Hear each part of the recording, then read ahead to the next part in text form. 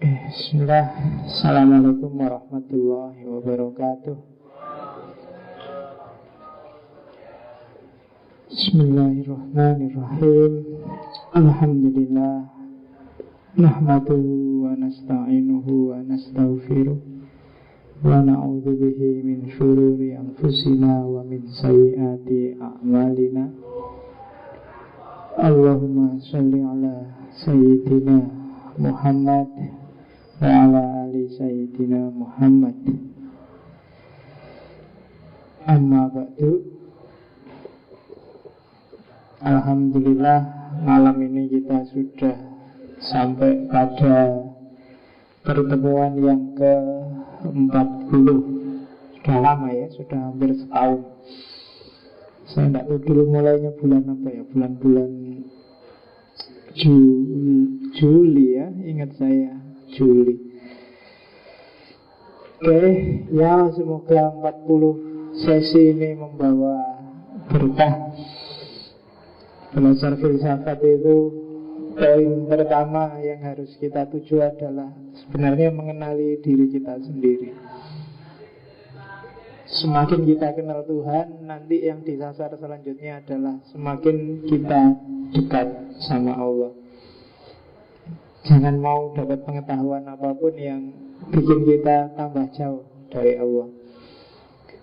Dan semakin kita dekat sama Allah, nanti insya Allah ilmunya akan semakin manfaat pada yang lain, pada sesama. Jadi garap dulu dirimu, nanti kamu akan ketemu Allah. Kalau sudah ketemu Allah, biasanya secara otomatis kita akan jadi orang yang bermanfaat bagi yang lain. Dan itu sebenarnya niat kita ngaji filsafat sejak awal harusnya ya. Kalau ada yang niat selain itu, ayo diluruskan niatnya ya. Ya boleh sekedar ingin tahu aja Pak, tapi itu buang-buang energi, mubadir, tidak boleh. Jadi sekecil apapun harus ada manfaatnya, harus barokah. Banyak ilmu yang tidak barokah. Ya seperti teman-teman kalau di kampus itu kan belajarnya pontang-panting, mati-matian, tapi begitu selesai ujian semesteran ya hilang ilmunya. Ya karena ilmunya berjarak sama kita. Kalau dalam sufi dikenal istilah namanya tahakkuk. Tahakkuk itu tidak sekedar ngerti kebenaran, tapi di atasnya ngerti. Jadi di atasnya ngerti sedikit itu namanya musyahadah, menyaksikan kebenaran. Menyaksikan ini pun ada jarak. Di atasnya menyaksikan ada namanya tahakkuk. Tahakkuk itu mengalami kebenaran, menjalani kebenaran. Kalau sudah dijalani pasti akan mengalami. Itu nanti yang kalau di Mula Sadra disebut ittihadul akil bil ma'kul. Jadi alami kebenaran itu, jangan cuma dipahami. Kalau dipahami hilang. Kayak kamu baca buku, kenapa sih kamu sering-sering habis baca buku kok terus pas baca ngerti, tapi begitu bukunya ditutup lali, wis hilang. Kenapa? Karena kamu tidak tahakkuk. Ilmunya ada jarak sama kamu. Ilmunya nggak ganggu, ya mesti hilang. Tapi kalau ilmu itu manfaat, barokah, biasanya kamu terlibat langsung dengan kebenarannya ilmu itu. Itu namanya tahakkuk. Jadi ambil dari tokoh-tokoh yang kita kaji dari awal sampai akhir itu, mana dimensi yang bisa kamu hidupkan, yang menurut kamu urgent bisa kamu hidupkan, dan kamu hidup dengan itu namanya tahakkuk. Ya kalau di Ghazali disebut mukasyafah, musyahadah kalau dalam sufi, dan sejenis itulah. Jadi tidak sekedar mengetahui kebenaran, tidak sekedar menyaksikan kebenaran, tapi juga menghidupkan kebenaran. Oke, bismillah. Malam ini kita ngomong tokoh paling besar menurut saya dalam tradisi peripatetik, yaitu Ibnu Sina. Ibnu Sina ini kalau di barat digelari the encyclopedist, sang ensiklopedi, karena keluasan ilmunya. Dia ini orangnya luar biasa luas ilmunya, wawasannya hampir di semua bidang pengetahuannya manusia dia punya. Dan kalau ada yang bilang jasanya orang Islam terhadap peradaban Barat, yang punya jasa paling besar itu Ibnu Sina, khususnya mungkin untuk bidang kedokteran. Dia punya ensiklopedi yang ditulis ratusan tahun jauh sebelum ilmu-ilmu kedokteran Barat dirumuskan, yang judulnya Al-Qanun fit Tibb. Jadi itu ensiklopedi ilmu kesehatan yang ditulis jauh sebelum orang Barat kenal dunia kesehatan. Nama lengkapnya Abu Ali Al-Husain bin Abdullah bin Sina. Ya, ini tata nama Arab itu kan unik. Diawali dari bapaknya Ali yang namanya Husain, anaknya Abdullah, anaknya Sina. Berarti nama aslinya siapa berarti? Husain. Cuma kita kenal Ibnu Sinanya, itu pun namanya Ibnu Abdullah, itu berarti bapaknya. Sina itu berarti kakeknya. Berarti yang kita kenal selama ini sebenarnya namanya kakeknya. Ya nggak apa-apa. Dia dikenal juga sebagai, kalau di Barat, karena lidahnya orang Barat itu agak susah ngomong bahasa Arab, terus dikenalnya Avicenna. Atau kadang-kadang di buku-buku disebut Abu Ali. Dalam tradisi Indiaan, dalam tradisi bahasa-bahasa Urdu kadang-kadang disebut Bu Ali. A-nya hilang jadi Bu Ali. Atau dia punya gelar juga Syekh Ar-Rois. Jadi Syekh yang bos. Rois itu kan bos, pimpinan. Pimpinannya para Syekh. Ya, kelahiran Uzbekistan, Bukhara, daerah-daerah situlah, daerah-daerah Timur Tengah bagian selatan Iran. Makanya hidungnya mancung, jenggotan, gagah, tinggi besar mesti. Jangan dijajar sama orang Indonesia, nggak ada apa-apanya. Dari hidungnya aja sudah menang orang sana.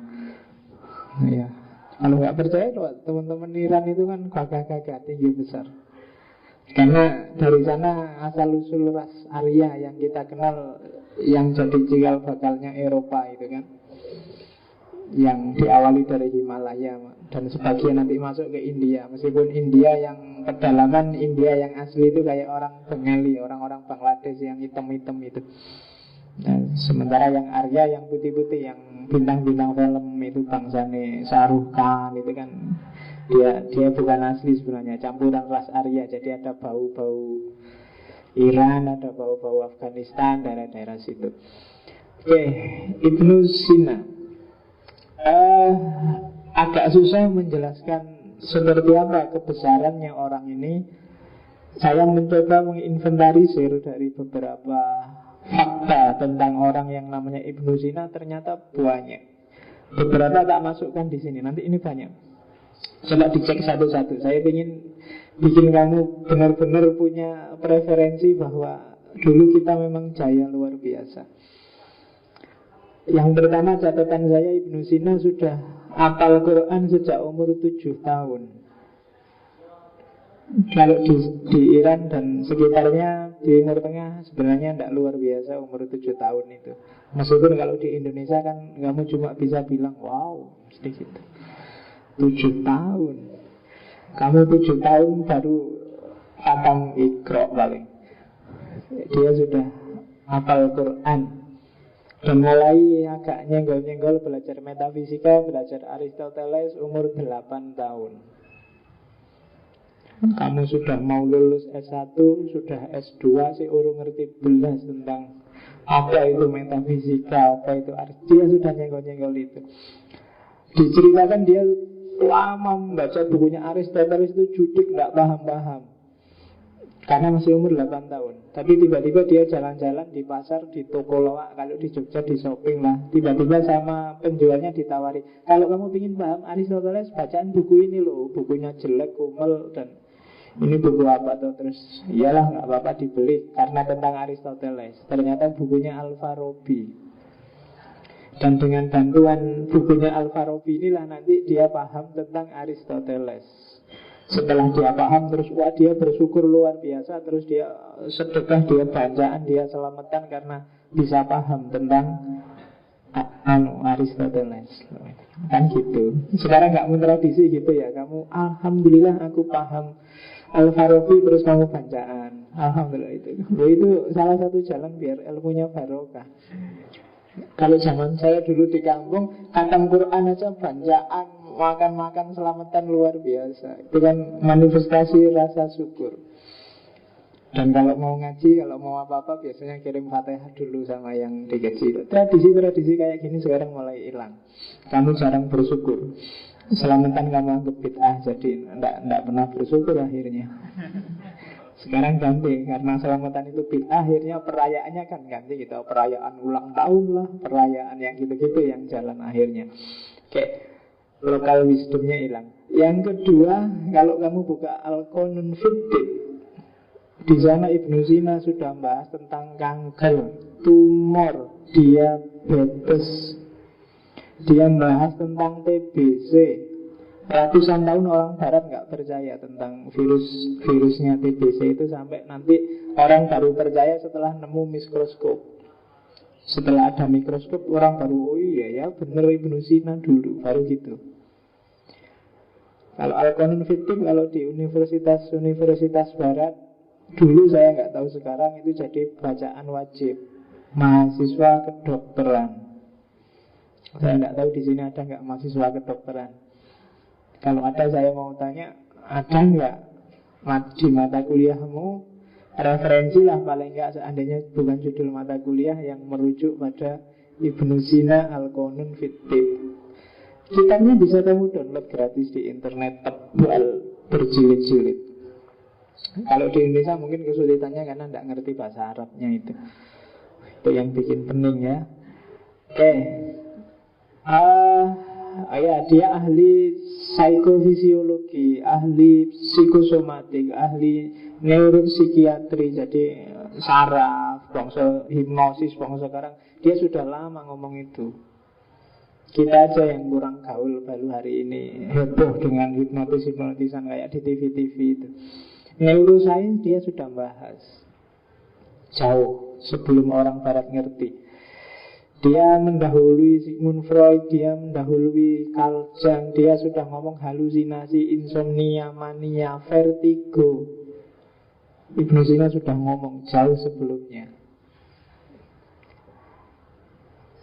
Temuan-temuan saya ini lagi. Yang terus dia juga orang yang merumuskan kode etik kedokteran awal. Misalnya dia ngomong ke muridnya, jangan pernah bilang pada pasien kalau mereka gawat dan penyakitnya nggak bisa diobati. Karena psikologis kalau di Ibnu Sina turut membantu. Jadi kan banyak itu. Kenapa sih sekarang banyak penyakit macam-macam ya? Karena sekarang orang penakut. Kamu takut, kamu gentar sama penyakit, ya penyakitnya datang.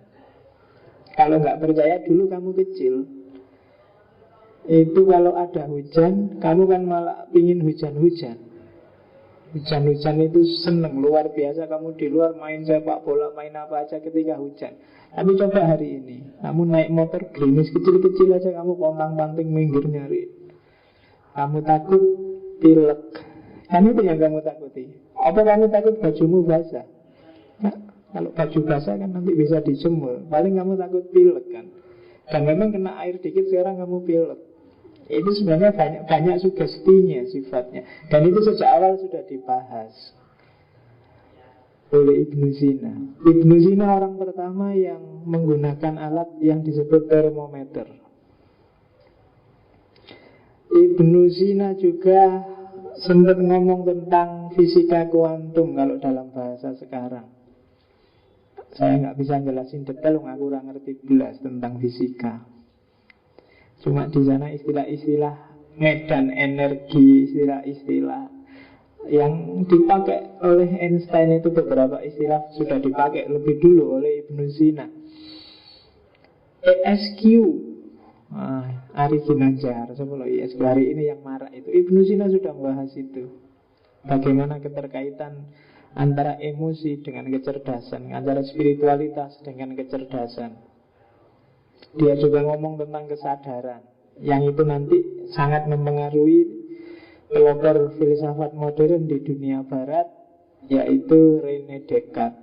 Sehingga dia mengeluarkan jargon, aku berpikir maka aku ada. Itu sebenarnya jauh sebelumnya tentang kesadaran diri sudah dibahas oleh Ibnu Sina.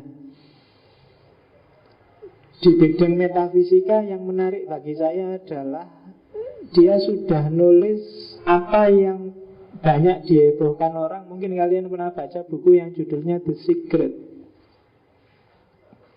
Law of Attraction, bahwa kalau kekuatan mentalmu kuat luar biasa, nggak ada yang tidak mungkin.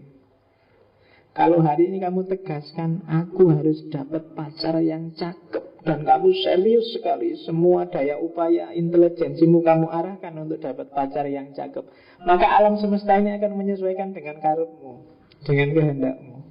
Itu the secret.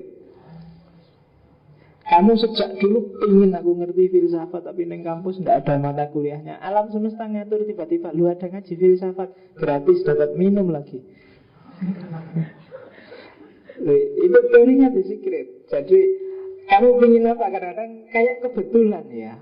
Itu tapi itu alam yang ngatur, ada medan energi, dan itu pengaruh mentalmu juga. Pengaruh pikiran, pengaruh mental. Nanti kapan-kapan kamu cari buku The Secret itu. Kalau nggak kuat beli, kamu download aja. Sekarang downloadannya gratis banyak. Ya pakai itu, the law of attraction. Jadi orang di sekelilingmu, energi, alam semesta di sekelilingmu akan manut pada perintah mentalmu, perintah intelijensimu. Hanya saja kita sering tidak yakin. Kita itu sering ragu-ragu. Ya alam juga ragu-ragu mau nyupet kamu, wong karepmu tidak jelas. Tapi kalau kamu tegas, harus dapat ini, semester 5 harus dapat. Itu kenal tenan mesti.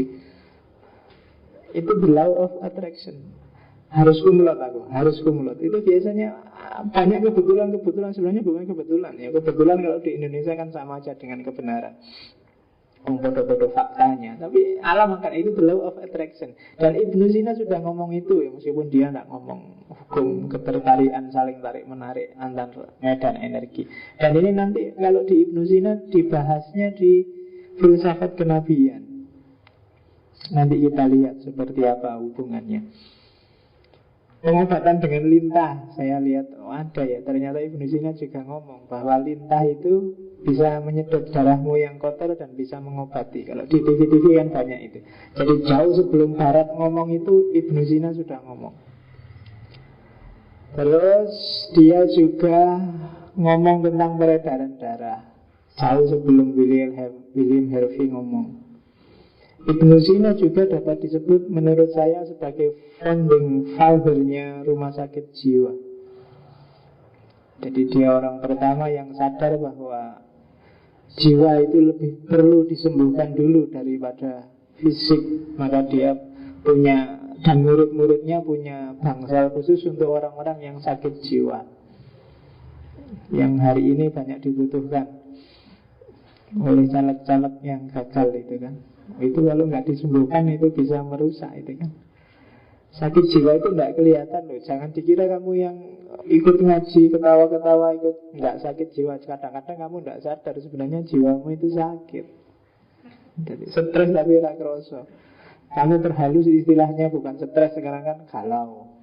Ya kan, ya padha. Wah lagi kumat galonya. Itu kan sama dengan lagi kumat stresnya. Kalau di kampung gitu, kumat gendengnya gitu. Kan gitu sama aja, cuma istilahnya aja beda kan. Gendeng, stres, edan, galau. Ini kode wae. Meskipun kamu bilang aku rapopo, tapi kelihatan kan enggak apa-apa itu kan. Jadi ngomong apa-apa itu kan sebenarnya. Kalau ada orang bilang enggak apa-apa, sebenarnya apa-apa. Kayak orang takut tapi bilang enggak, aku enggak takut kok, aku enggak takut. Jangan ya wedi, cuma keluarnya itu enggak. Kalau orang enggak takut diem aja biasanya santai aja. Tapi kok pakai ada teriak-teriak enggak takut, itu biasanya ya takut. Dan sakit jiwa kayak gitu banyak. Tadi di TV sebelum kesini aku nonton TV One itu ada pacarnya mau dikawinkan terus dia nesu, orang sak rumah dibantai. Itu kan sakit jiwa itu. Dan tapi dia nggak sadar, ya merasa sembuh aja, merasa waras aja. Tapi bagi saya sakit jiwa. Dan banyak kan sakit jiwa hari ini. Kasus-kasus di TV itu kan cerminan orang sakit jiwa semua. Coba kemarin siapa yang lihat ILC itu kan kayak orang waras yang diskusi. Tapi kalau kamu jeli, jadi banyak yang sedang sakit jiwa. Ada mental yang gejala-gejala tidak sehat. Kita perlu Ibnu Sina lagi. Oke, ya dia Ibnu Sina juga masih panjang sebenarnya fakta dan pantas kalau orang disebut Syekh Ar-Rois. Dia tokohnya para syekh, tokohnya para guru, bosnya. Dia menemukan mikroorganisme, menemukan metanol. Fakta lagi yang tak temukan, ciri khasnya Ibnu Sina kalau dia sedang mikir bahas sesuatu dan buntu, maka dia sholat 2 rakaat.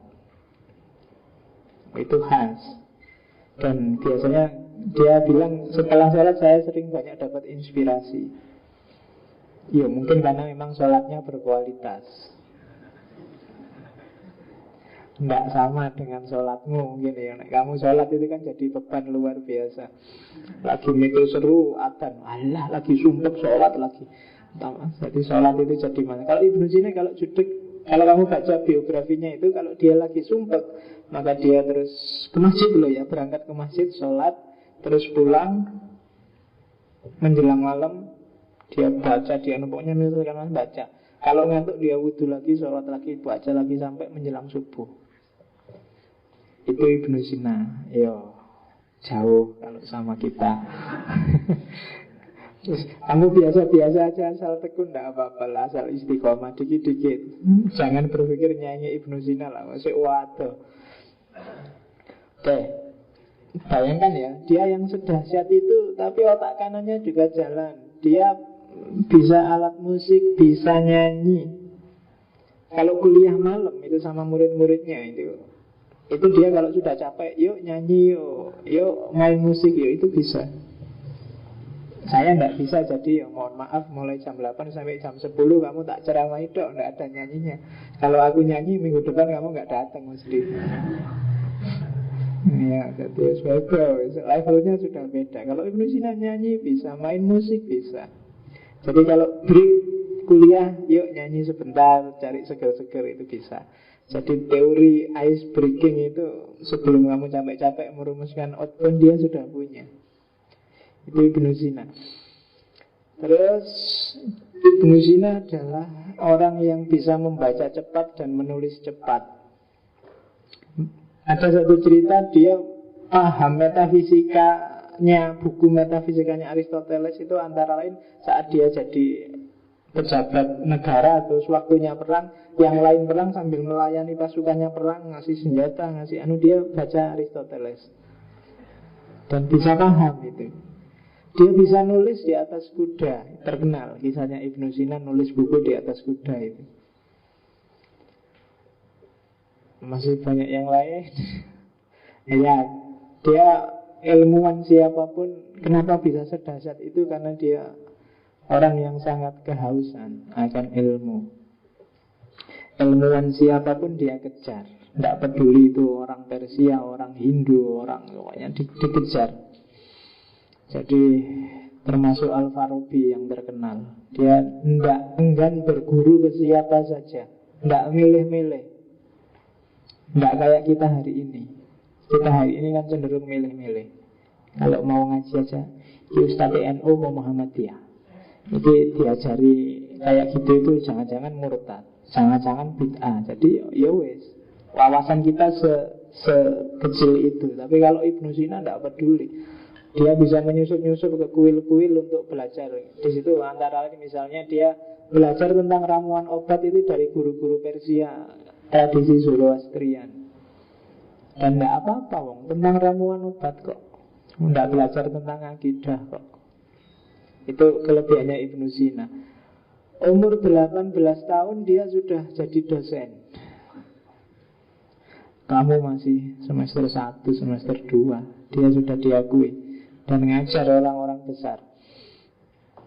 Dia sempat jadi pejabat karena orangnya pinter luar biasa, juga tekun, banyak yang iri. Dia sempat juga di penjara, difitnah, di penjara. Tapi di penjara justru dia malah produktif, menghasilkan salah satu masterpiece-nya yang berjudul As-Sifa.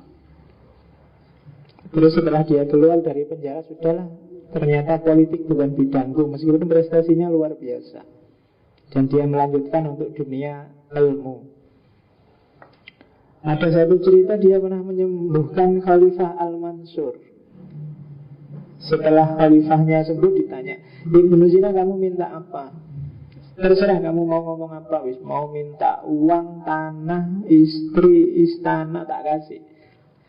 Tapi Ibnu Sina hanya minta, tolong biarkan saya bebas masuk ke perpustakaan. Itu aja. Perpustakaannya istana.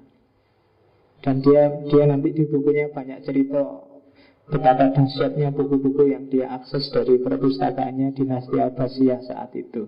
Karena memang sedang jaya-jayanya, sedang gandrung-gandrungnya ilmu pengetahuan. Ibnu Sina dikenal workaholic, sehingga dia kadang-kadang tidak peduli dengan kesehatannya. Sampai dia meninggal, ada yang bilang karena kelelahan saking seriusnya, ada yang bilang karena tidak perhatian, kemudian dia kena sakit mah. Ya mungkin dua-duanya, karena dia punya penyakit mah, kemudian kelelahan, mahnya kumat, kemudian meninggal. Dia mati muda, tidak sampai 60, sekitar 50 sekian lah, 57 apa berapa gitu. Tapi karyanya sudah ratusan, 200 sekian karyanya. Bahkan saking cintanya sama ilmu, dia tidak sempat kawin, tidak sempat nikah. Dia tidak sempat menikah. Jadi hidupnya hanya untuk ilmu. Dikisahkan sebelum dia meninggal, hartanya dibagi-bagi untuk orang miskin. Semua temannya, kenalannya ditemui satu-satu. Dia mohon pamit, mohon maaf kalau ada salahnya. Hartanya dibagikan semua, terus dia meninggal. Jadi dia orang yang ngerti kapan dia mau meninggal.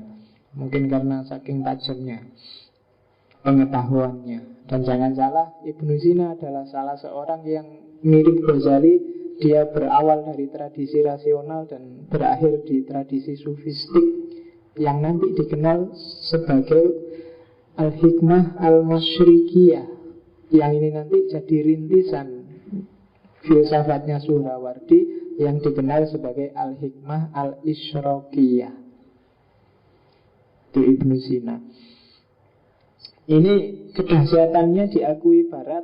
Ini beberapa fakta juga yang tak catat, bahwa saking kagumnya orang-orang Barat dengan Ibnu Sina, NASA itu ngasih nama, di bulan itu kan ada kawah-kawah. Nah, salah satu kawah di bulan itu dikasih nama oleh NASA Avicenna. Dan kalau teman-teman jeli, coba surfing di internet, banyak sekali lembaga-lembaga yang pakai nama Avicenna. Klinik, penerbit, sekolah, pengobatan, hotel, itu ada juga yang namanya Avicenna. UNESCO punya agenda namanya Avicenna Prize. Itu orang-orang yang berjasa di bidang penelitian. Bahkan ada spesimen pohon bakau yang disebut Avicenna. Dan dia mempengaruhi banyak orang. Catatan saya yang sangat terpengaruh oleh Ibnu Sina, ya Ghazali, Umar Khayyam, Ibn Rus, Vincent de Beauvoir, Isaac Newton, William Harvey, Thomas Aquinas, Galileo, Albertus Magnus, René Descartes, dan Jan Buridan. Nama-nama besar di dunia ilmu pengetahuan yang cara berpikirnya sangat dipengaruhi oleh Ibnu Sina. Dan yang paling terkenal, belum ditulis di situ, adalah Francis Bacon, yang bilang knowledge is power, yang jadi rintisan awal lahirnya revolusi industri dan renaissance di Barat. Oke, jadi itu untuk membangun image kita bahwa kita punya orang-orang besar dalam sejarah, dalam peradaban. Kita membanggakan itu, tapi yang lebih penting adalah apa yang kita lakukan sekarang. Orang dulu sedahsyat itu. Hari ini apa yang bisa kita berikan untuk peradaban? Itu yang harus kita pikir. Boleh kamu nostalgia dengan masa lalu seperti ini, tapi yang lebih penting setelah ngerti dahsyatnya orang-orang dulu, apa sumbangan kita sekarang, kan itu. Dan itu tugasmu karena kamu masih muda. Aku wis tua, sudah agak jauh ya. Kamu tak provokasi aja. Jadi tugasku provokasi kamu. Bentuklah dirimu mulai sekarang. Gunanya belajar sejarah itu untuk mengkomparasi, banding-bandingkan. Oh ya, Ibnu Sina umur 18 sudah jadi dosen. Aku sekarang umur berapa sudah jadi apa ya? Ibnu Sina umur 7 tahun sudah hafal Quran. Aku sekarang umur berapa ya? Jangan-jangan ngaji aja sudah males. Itu kamu yang introspeksi untuk membangun dirimu. Oke, bismillah. Pelan-pelan kita masuk sekarang ke filsafatnya Ibnu Sina, yang nanti beberapa di antaranya dikritik habis-habisan oleh Ghazali. Minggu depan kita akan ngomong Ghazali, sang hujjatul Islam. Kita lihat apa sih yang ada di pikirannya Ibnu Sina di bidang filsafat. Pikiran-pikirannya sangat luas. Ya saya nggak bisa menyampaikan semuanya, tak ambil yang kira-kira saya paham dan kamu kira-kira bisa nangkep. Karena kalau tak sampaikan semua, tak khawatirnya kamu pening malah gak dapat apa-apa. Tak ambil yang simpel-simpel aja. Kayak kaidah usul fikih itu loh. Mala yudraku kulluhu la yudraku kulluhu. Ya memang luas, gak mungkin tak sampaikan semua, tapi ya jangan ditinggal semua. Kan gitu. Itu sebenarnya kaidah yang luar biasa dalam banyak hal. Kalau kita nggak bisa 100% ya bukan berarti terus ditinggal. Ya 60% lah kalau bisa. Ya kalau nggak bisa ya 50%. Bisanya 10% ya 10% lah. Sholat nggak bisa kusuk ya nggak apa-apa. Kusuknya cuma 5% ya 5% dulu. Jangan kok terus nggak pak saya nggak sholat, nggak bisa kusuk pak, nggak ada gunanya saya sholat, ngapain. Ya nggak gitu kan. Jangan-jangan kamu sering mikirnya kayak gitu. Kalau sholatku masih jelek paling ya itu ya jangan. Kalau nggak bisa 100% ya bisanya 50 ya 50, bisanya 30 ya 30, bisanya 10 ya 10. Oke. Pengetahuan. Sebenarnya tak ambil yang simpel-simpel yang kamu bisa nangkep, atau dengan bahasa yang tak simpelkan sendiri. Karena di bukunya Ibnu Sina itu ya jelimet, kamu baca sendiri juga pening mesti. Pengetahuan adalah sesuatu yang diperoleh dari realitas melalui panca indera. Ini definisi paling dasar.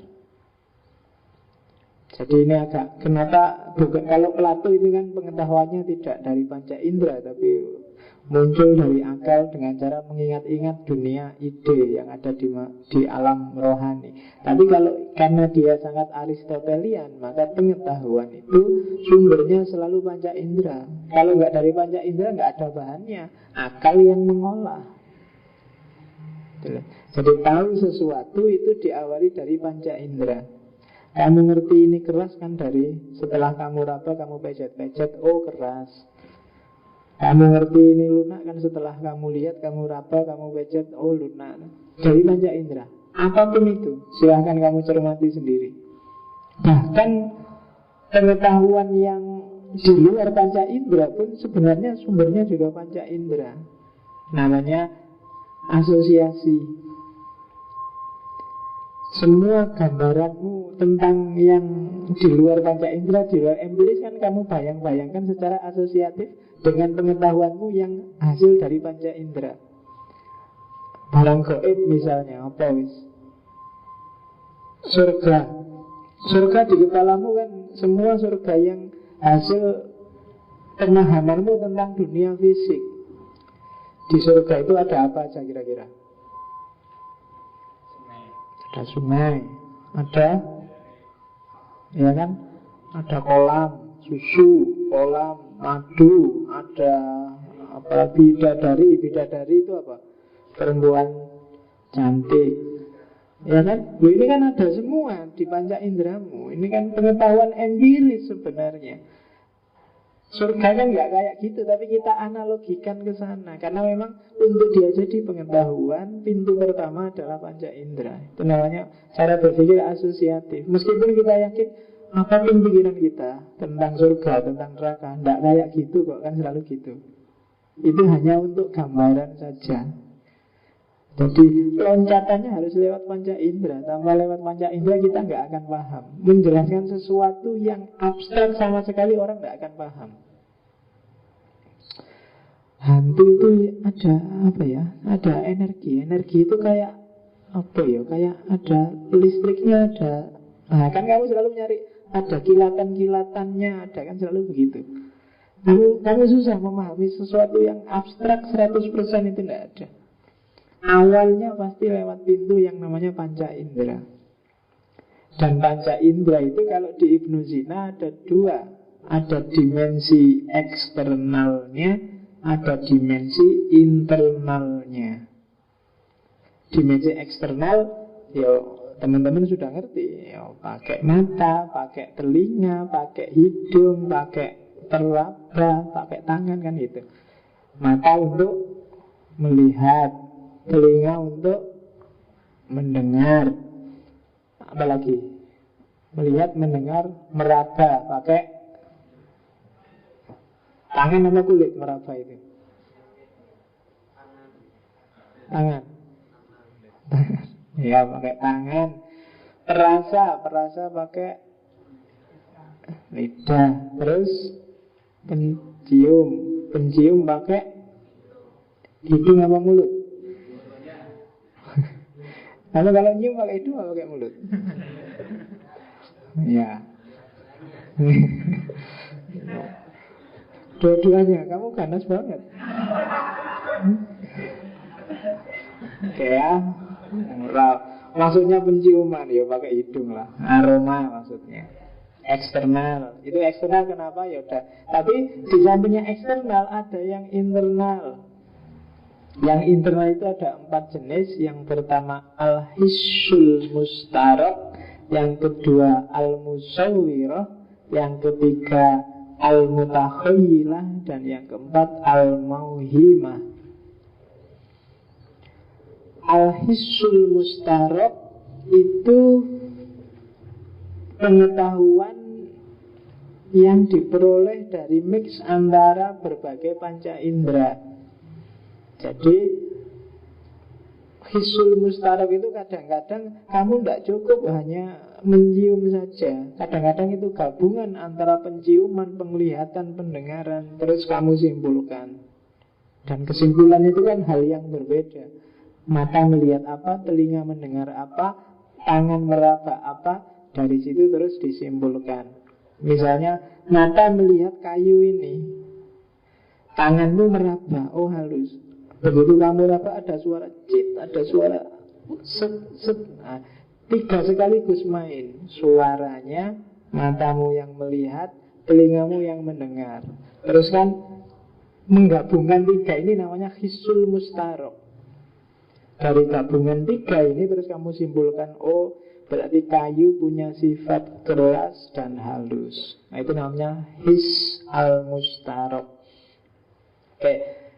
Selain hisul mustarok ada al-musawwirah. Al-musawwirah itu sudah naik sedikit dari al-hisul mustarok. Kalau al-musawwirah itu sudah menggambarkan. Kalau tadi kan cuma menyimpulkan, oh kayu ini keras. Kalau al-musawwirah dia sudah bisa menggambarkan. Menggambarkan itu berarti kayu yang lain, kayu yang di sana juga keras. Kapanpun aku ketemu kayu berarti dia keras. Di atas al-musawwirah ada al-mutakhayilah. Al-mutakhayilah ini sudah menganalisis, sudah kayu itu keras karena dia dikeringkan, karena dia itu al-mutakhayilah yang main. Dan yang keempat al-mauhimah. Mauhimah itu menerka, menyimpulkan. Berarti kayu punya sifat A, B, C, D. Itu namanya al-mauhimah. Jadi ini semua hisul mustarok, musawwirah, mutakhoyilah, mauhimah, itu sifatnya indrawi, eksternal dan internal. Sifatnya indra. Jadi belum daya penalarannya belum main. Ini masih menggabung-gabungkan pemahaman dari kenyataan, dari dunia empiris. Jadi itu gerbang yang pertama dari pengetahuan. Dan ini penting. Banyak filosof yang hanya berhenti di sini karena selain ini dianggap tidak penting. Dulu mungkin pernah tak sampaikan, entah pertemuan keberapa, ada filosof namanya David Hume. Bagi dia semua kenyataan, semua pengetahuan itu sifatnya empiris. Yang nggak empiris itu sebenarnya empiris juga. Kita sendiri yang ngarang. Ada ide tunggal, ada ide kompleks. Semuanya empiris. Yang kompleks itu gabungan dari ide tunggal. Misalnya mikrofon ini kan gabungan dari, yang penting gimana caranya suaranya manusia bisa terdengar kemana-mana jauh. Dan mungkin gabungan dari bentuknya gimana bisa orang nyaman ngomongnya. Kalau dulu mikrofon bulat kayak gini, kadang-kadang dibungkus sama kain biar nggak basah. Kadang-kadang itu kan imajinasi. Orang bermain dengan dari ide satu ke ide yang lain, dari ide satu, itu kan ide yang diperoleh dari kenyataan. Dalam agama kadang-kadang kan kayak gitu. Sering saya contohkan, dulu saya kecil di kampung-kampung sering ketemu gambarnya buruk, kendaraannya Nabi Muhammad waktu Isra Mi'raj itu loh. Gambarnya itu kuda yang punya sayap, terus kepalanya perempuan cantik.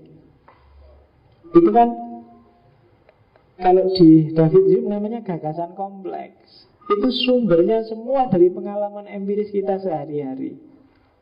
Ya kan? Kenapa kok pakai kuda? Itu kan karena dalam pengalaman kita yang namanya kendaraan, itu kan kendaraan yang ditunggangi Nabi waktu Isra Mi'raj. Kendaraan kalau di Arab zaman itu kan satu di antara dua. Kalau enggak unta ya kuda. Katanya cepet tapi larinya dia bisa sekelebatan, bisa nyampe sejauh dia memandang. Kalau dibandingkan antara unta sama kuda, ya berarti lebih cepat kuda dong. Oh berarti kuda simbolnya. Nah, akan terus dipakailah kuda. Tapi dia ini bisa naik ke Mi'raj, ke langit tingkat 7. Bayangannya langit kan di atas, terbang. Loh, tapi kuda itu tidak bisa terbang. Yang bisa terbang burung. Kalau kuda di atas darat, terus kamu mikir, terus kan gagasan pengalaman manusia selama ini yang bisa terbang burung. Kenapa dia bisa terbang? Karena punya sayap. Oh kalau gitu kudanya dikasih sayap aja. Karena kalau kuda diganti burung nggak mungkin dikendarai, wong kendaraan itu kuda. Ya wis, kuda dikasih sayap. Dan ada hadis yang bilang bahwa buruk itu termasuk komunitasnya bidadari, dia cantik.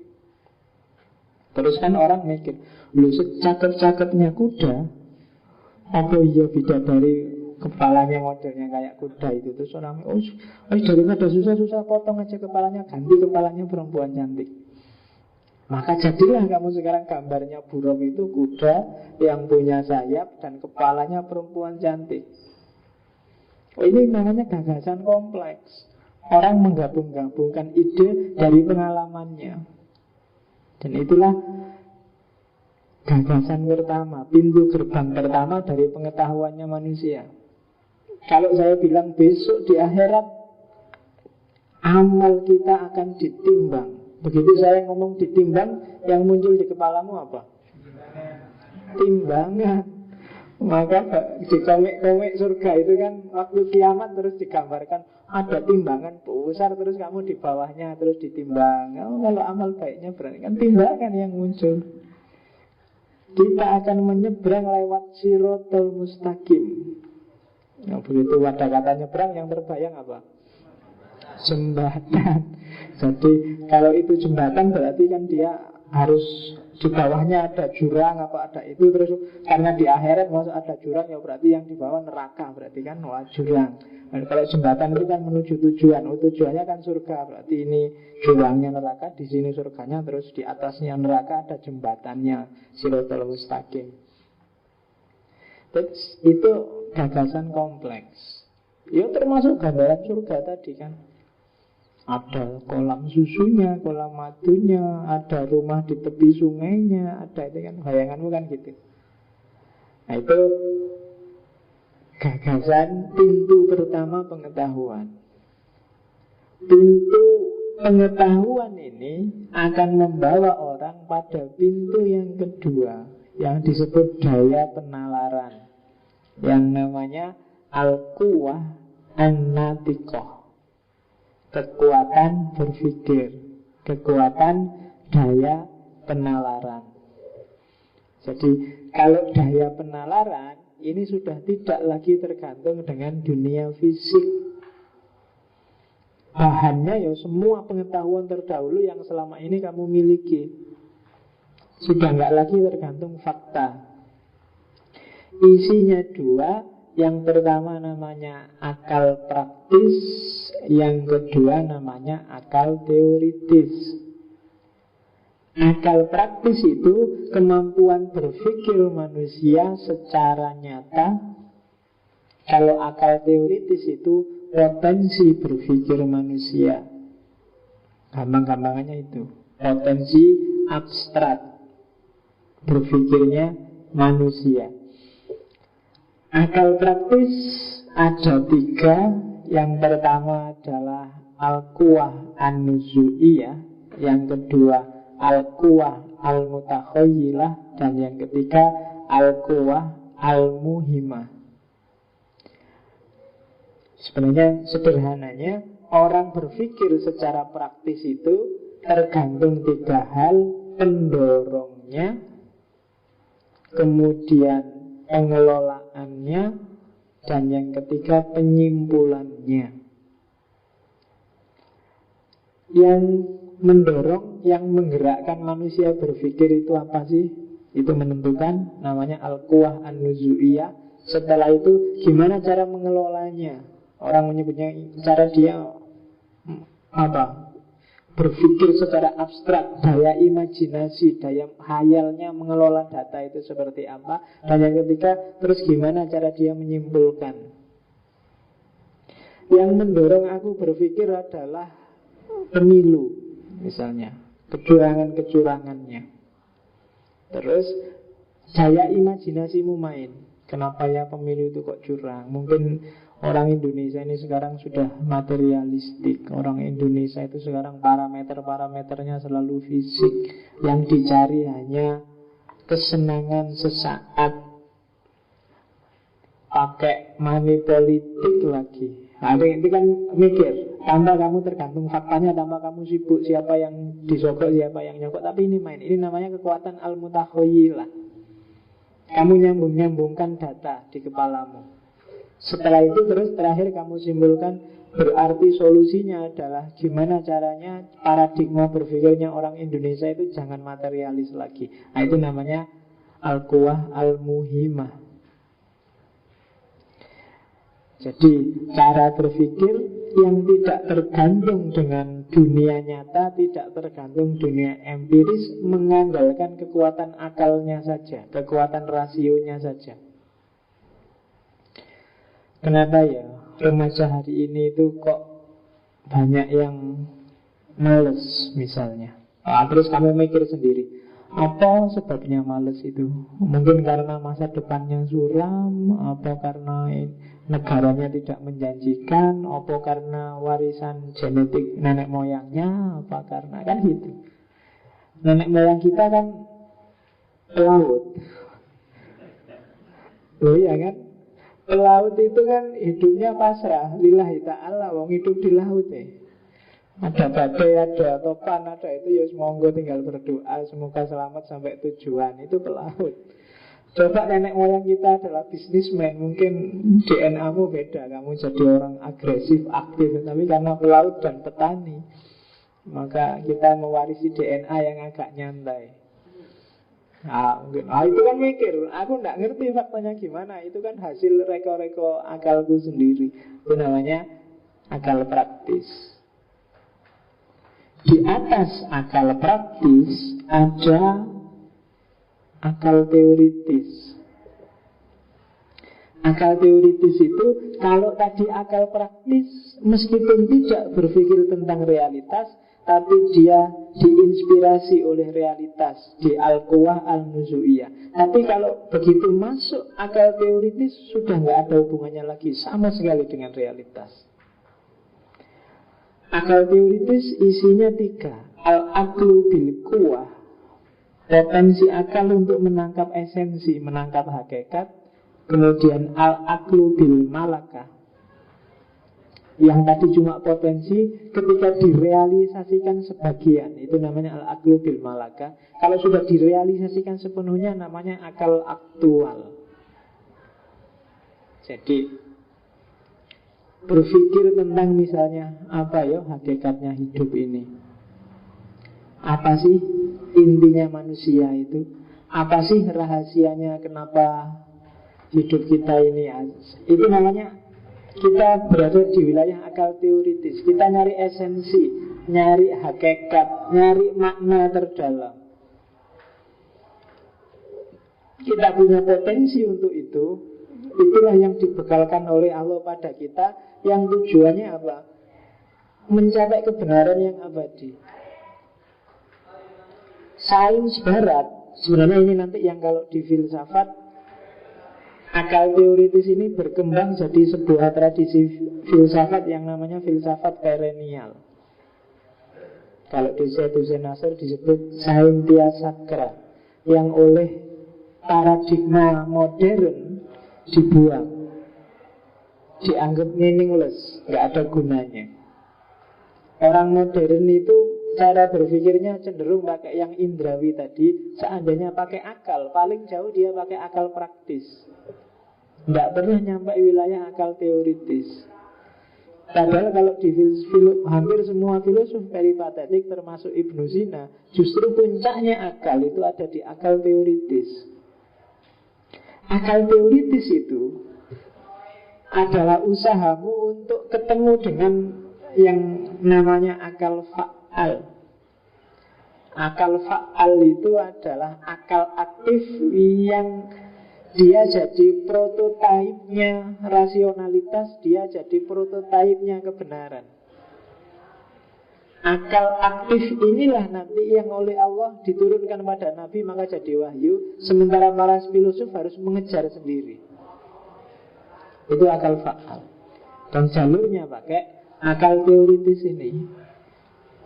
Sebenarnya istilah hikmah itu adanya di akal teoritis, bukan di akal praktis atau apalagi di wilayah empiris. Jadi orang yang menemukan hakikat, orang yang menemukan falsafah al-ula kalau di Al-Kindi, itu ya pakai akal teoritis ini.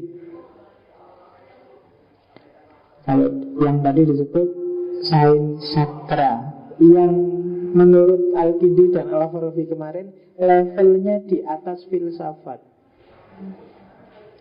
Jadi lebih dari filsafat. Cuma ketika orang berpikirnya hanya nyampe akal praktis, maka metafisikanya ada di bawah filsafat. Itu bedanya. Filsafat bagian dari metafisika, atau metafisika bagian dari filsafat. Bahkan pada puncaknya sains itu metafisika dibuang, dianggap meaningless. Ngapain sih bahas surga, bahas neraka, bahas Tuhan? Nggak bisa dipikir secara rasional, juga nggak bisa diakses secara empiris. Nah, itu akal teoritis. Nanti ketemu lagi dengan akal teoritis di filsafat kenabian. Nah, dari situ nanti Ibnu Sina bikin klasifikasi ilmu. Ada 2, ilmu-ilmu teoritis dan ilmu-ilmu praktis. Ilmu teoritis itu ngomong sebagaimana adanya. Kalau ilmu praktis ngomong bagaimana seharusnya. Ilmu teoritis ada 3, matematika, logika, dan fisika. Ilmu praktis ada 3 juga, etika, politik, dan ekonomi. Saya tidak tahu wilayah kamu kuliah jurusan apa, tapi identifikasi dirimu di sini. Kalau di luar 6 klaster itu berarti kalau pakai Ibnu Sina ilmumu tidak ada gunanya. Atau jangan-jangan bukan ilmu. Ya yang jurusan agama ya dilihat orientasinya kemana. Kalau untuk perilaku berarti etika.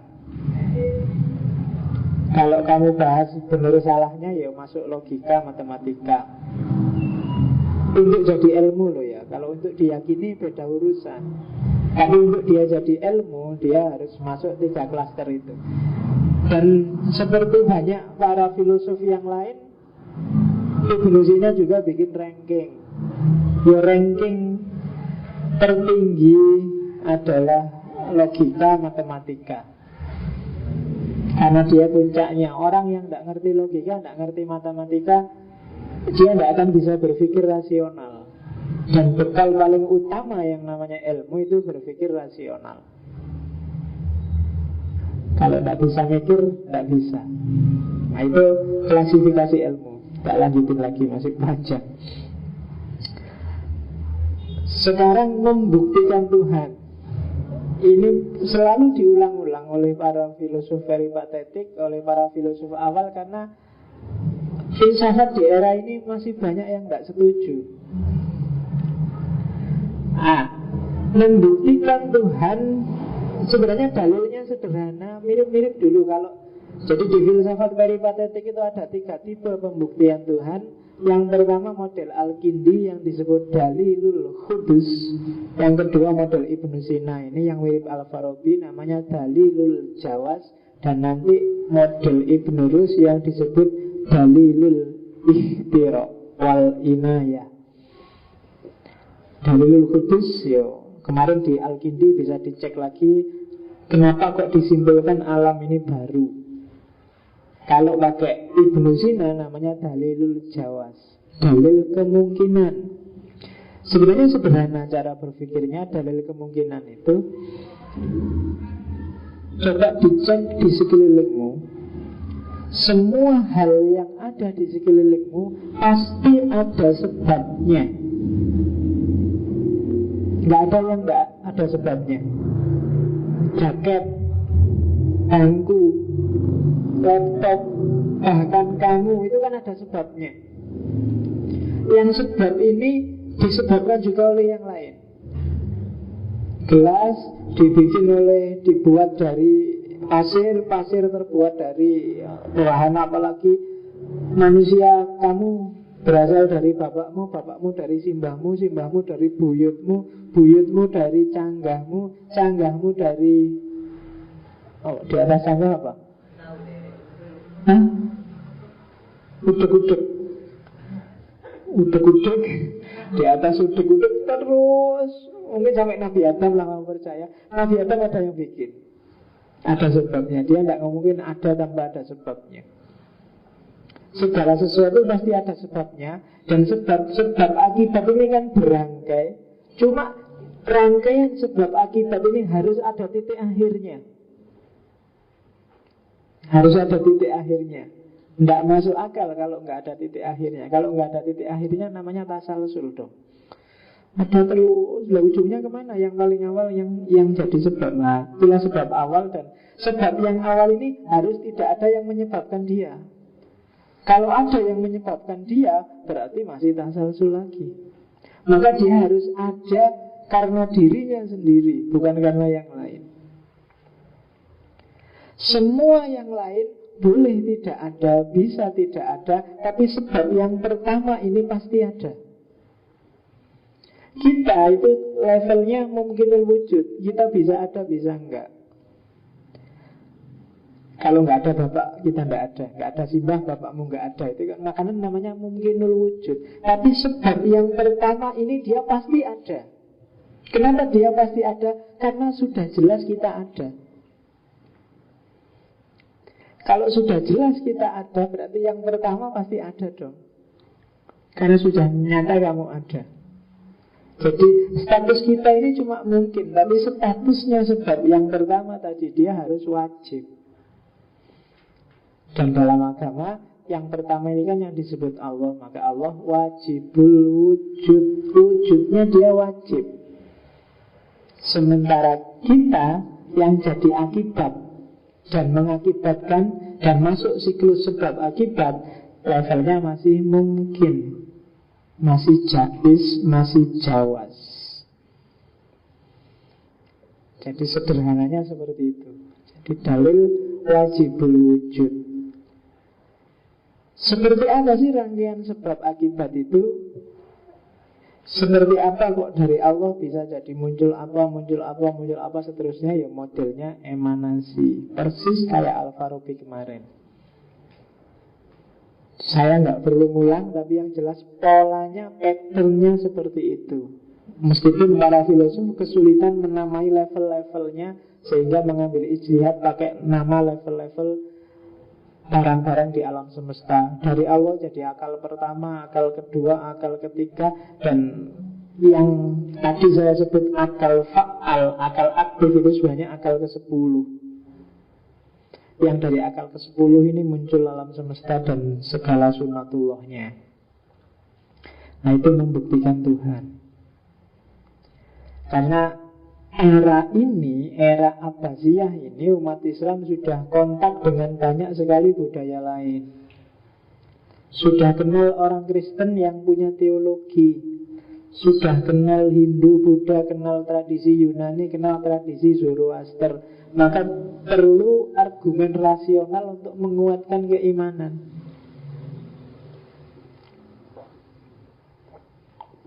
Kalau sebelumnya kamu yakin selesai cukup, oh enggak ketemu siapa-siapa, tapi begitu ketemu orang lain, sekarang kamu butuh dalil.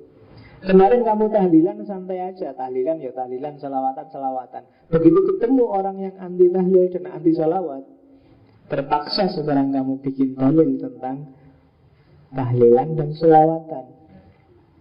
Dulu kamu gak pernah mikir, pokoknya tahlilan asik aja, dinikmati aja, selawatan dinikmati aja. Sekarang banyak orang ngomong tahlil itu bid'ah, selawatan itu gak ada contohnya zaman Nabi. Kan baru kamu mikir kan sekarang, baru kamu cari argumen, baru cari dalil. Sama, umat Islam dulu juga gitu. Zaman Nabi, zaman masih homogen, masih lokalnya belum terlalu luas, nyaman aja, beriman, diyakini Allah pasti ada, tenang aja loh. Begitu kontak dengan yang lain, orang Kristen punya teologi namanya kan, rumusannya rasional. Oh, kalau Tuhanku dia adalah satu, oknumnya tiga, dasarnya. Oh, dia orang punya rasionalitas. Orang Islam ditanya, gimana ya kalau Islam ya? Oh, maka lahirlah teologi Islam akhirnya. Mikir juga akhirnya. Jabariyah, Qadariyah itu sebenarnya inspirasinya juga dari sebelum ada Jabariyah, Qadariyah, di Kristen lebih dulu ada cara berpikir seperti ini. Yang Jabariyah bilang kita itu hanya wayangnya Tuhan. Yang Qadariyah bilang kita itu bebas 100%. Oh, itu sebelum, dulu umat Islam nggak bingung begini, tapi begitu kontak dengan yang lain, waduh iya ya, selama ini kita yakin kodok qadar sih, tapi gimana ya positioningnya ya, kita yang bebas atau terus bingung. Nah, kalau kita nggak bebas loh, ngapain kok ada surga neraka? Tapi kalau kita bebas loh, Allah katanya ngatur semuanya. Oh, itu bingung kan, kamu judek mikir itu. Nah, terus lahirlah ilmu kalam. Sama gini, kamu kan ngapain sih Tuhan gak tak dibukti-buktikan. Loh, kamu penting kalau ketemu orang yang gak punya Tuhan, kamu ditanya, kok kamu percaya ada Tuhan?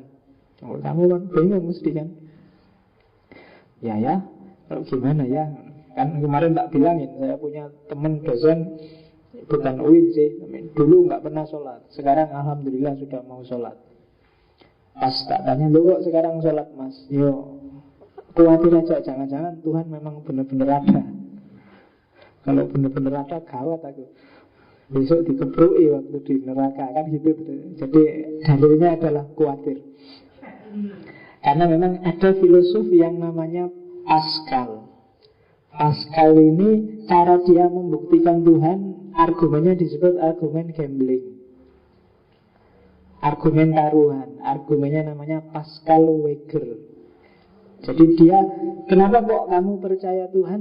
Taruhan aja, ini pakai logika judi, kata dia. Dia ini teis kalau Pascal. Katanya Pascal, aku percaya Tuhan, itu untungnya banyak. Yang jelas, kalau aku seandainya besok ada hari akhir beneran, ada Tuhan beneran, ada surga neraka beneran, aku aman. Kamu yang tidak percaya rugi. Besok kamu disiksa di sana. Seandainya nggak ada Tuhan, ya tidak apa-apa. Aku tidak rugi apa-apa, kamu juga tidak rugi apa-apa. Besok kita di akhirat sama-sama, tidak apa-apa. Jadi aku nggak rugi, kamu juga nggak rugi. Tapi kalau ada Tuhan, rasa gue susah, tapi aku menang. Aku kan sudah beriman. Nah, itu argumen judi namanya, Pascal Weger. Jadi dari sisi ini mending kamu punya Tuhan aja deh. Toh nggak ada ruginya. Apa sih ruginya punya Tuhan? Baik, nanti kalau di Pascal sebenarnya panjang, nggak cuma itu. Secara sosial, nanti secara budaya ada untungnya. Yang nggak punya Tuhan ada ruginya. Ya puncaknya itu tadi. Kalau besok ternyata ada Tuhan, aku untung, kamu sengsara. Tapi kalau ternyata Tuhan nggak ada, ya nggak apa-apa. Aku nggak apa-apa, kamu juga nggak apa-apa. Nah, jadi aku rapopo, kowe rapopo. Tapi kalau Tuhan ada, aku rapopo, kowe sengsara. Kamu masuk neraka, kamu disetrika di sana tiap hari. Oke, itu banyak. Nanti akan sampai kita pada sesi ketika ngomong filsafat ketuhanan. Ada banyak sekali. Ini sebenarnya cuma salah satu dalil. Ada banyak sekali dalil. Nanti kita lihat, termasuk kita tunjukkan kelemahan-kelemahannya. Yang kayak gini jangan dikira nggak ada kelemahannya loh ya. Dalil Jawas itu cuma nggak usah tak tunjukkan sekarang. Nanti kamu pesimis duluan. Kamu pakai dalil ini dulu lah. Nanti tak tunjukkan celah-celahnya, kelemahannya secara logika. Termasuk dalilnya Al-Kindi kemarin. Oke, filsafat kenabian. Ini sebenarnya mirip kayak filsafat kenabiannya Al-Farabi minggu lalu. Cuma kalau di Farabi tidak ada itu namanya Al-Hadis Al-Qudus. Jadi intuisi suci. Jadi kan tadi ada namanya akal fa'al, akal aktif. Nabi adalah orang yang secara mental memang siap dan disiapkan untuk menerima segala pengetahuan dari yang namanya akal fa'al ini. Sementara kita yang manusia biasa tidak bisa. Jalur yang harus kita tempuh adalah lewat upaya sendiri yang namanya ya jalur hikmah, jalur filsafat itu tadi. Jadi sebenarnya kebenarannya para nabi, kebenarannya filsafat bisa sama. Hanya saja kalau Nabi dia punya keistimewaan dikasih langsung oleh Allah, ya untuk kepentingan kita juga. Karena kalau nunggu manusia sendiri yang nyari, kadang-kadang banyak manusia yang lupa, banyak manusia yang cuek. Terpaksa harus ada Nabi. Padahal kita sudah dikasih perangkat untuk bisa mengakses akal fa'al tadi. Hanya kita males atau kita sering tertipu. Maka Allah ngasih bantuan lagi, dikasih kitab suci, dikasih Nabi. Dan Nabi adalah orang yang di samping secara mental siap, karena memang disiapkan, dia punya sejenis intuisi yang disebut Al-Hadis Al-Quds. Jadi intuisi suci. Intuisi suci itu hanya bisa lahir dari orang-orang yang memang suci. Kamu juga punya intuisi sih, cuma intuisimu mungkin nggak bersih. Isinya macam-macam, sehingga kamu tidak bisa menangkap wawasan dari akal fa'al. Apalagi ya tak bilang tadi, dunia pendidikan kita hari ini dari SD sampai SMA, bahkan mungkin kuliah, menurut saya berhentinya hanya pada akal praktis. Itu pun paling tinggi. Jarang orang kenal akal teoritis. Jarang orang masuk ke dimensi sains sakral. Itu yang oleh Sayyid Hussein Nasr disebut degradasi pengetahuan.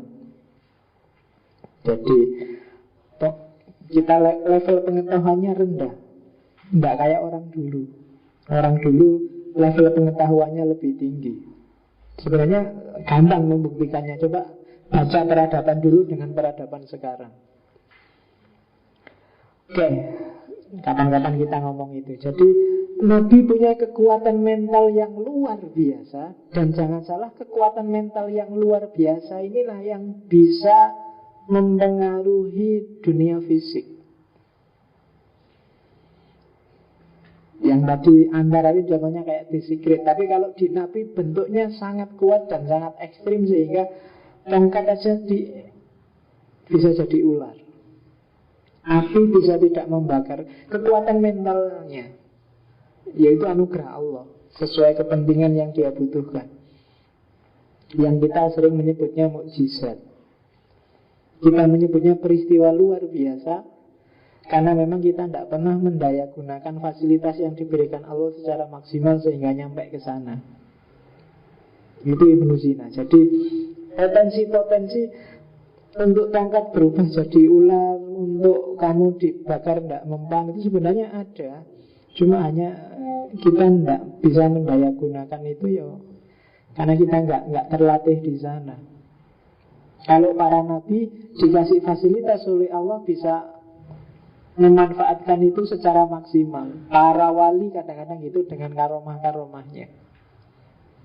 Dan kadang-kadang dalam kondisi kepepet mungkin bisa muncul yang dari kamu. Kadang-kadang ada orang dikejar orang sak kampung bisa meloncat tinggi nyebrang kali misalnya.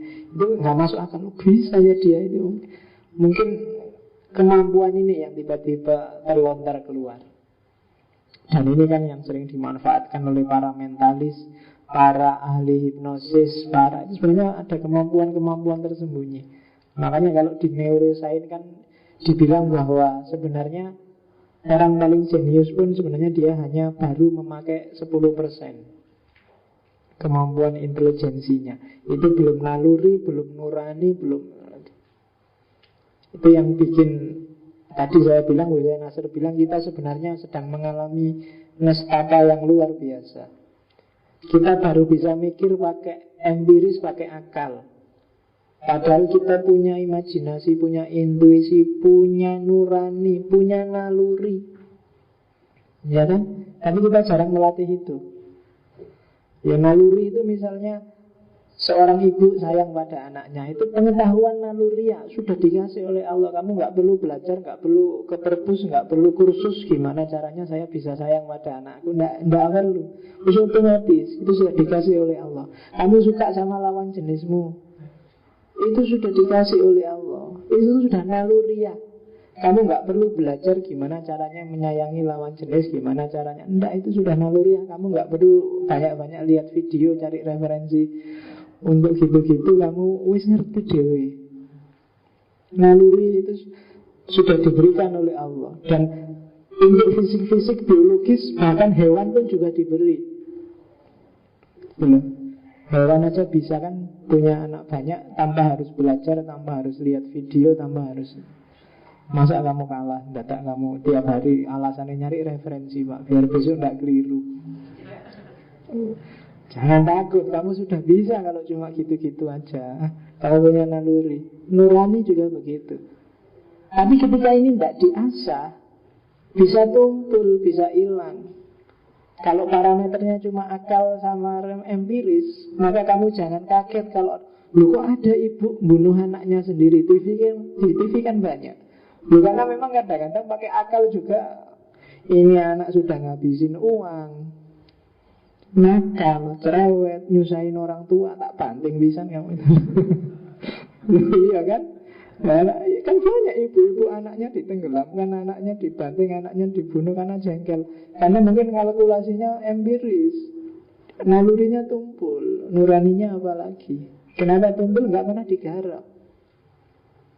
Indonesia hari ini juga begitu mungkin.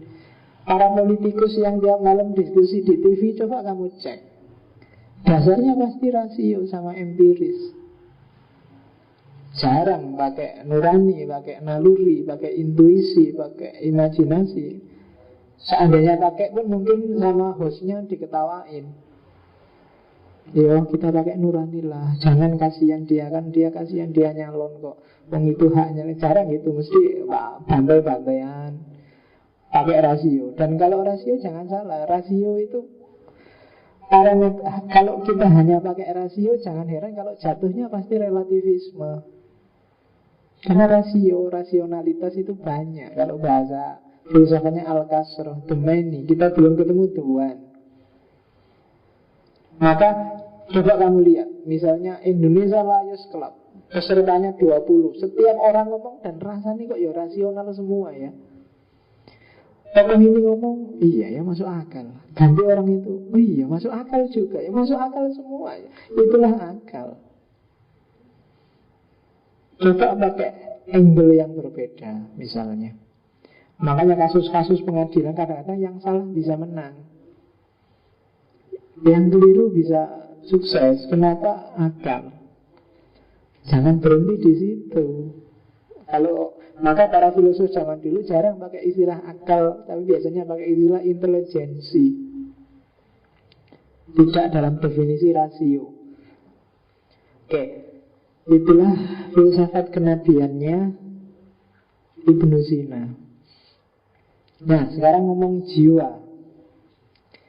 Ibnu Sina punya teori yang khas, yang beda sama filosof yang lain, bahwa jiwa sama tubuh itu dua hal yang berbeda.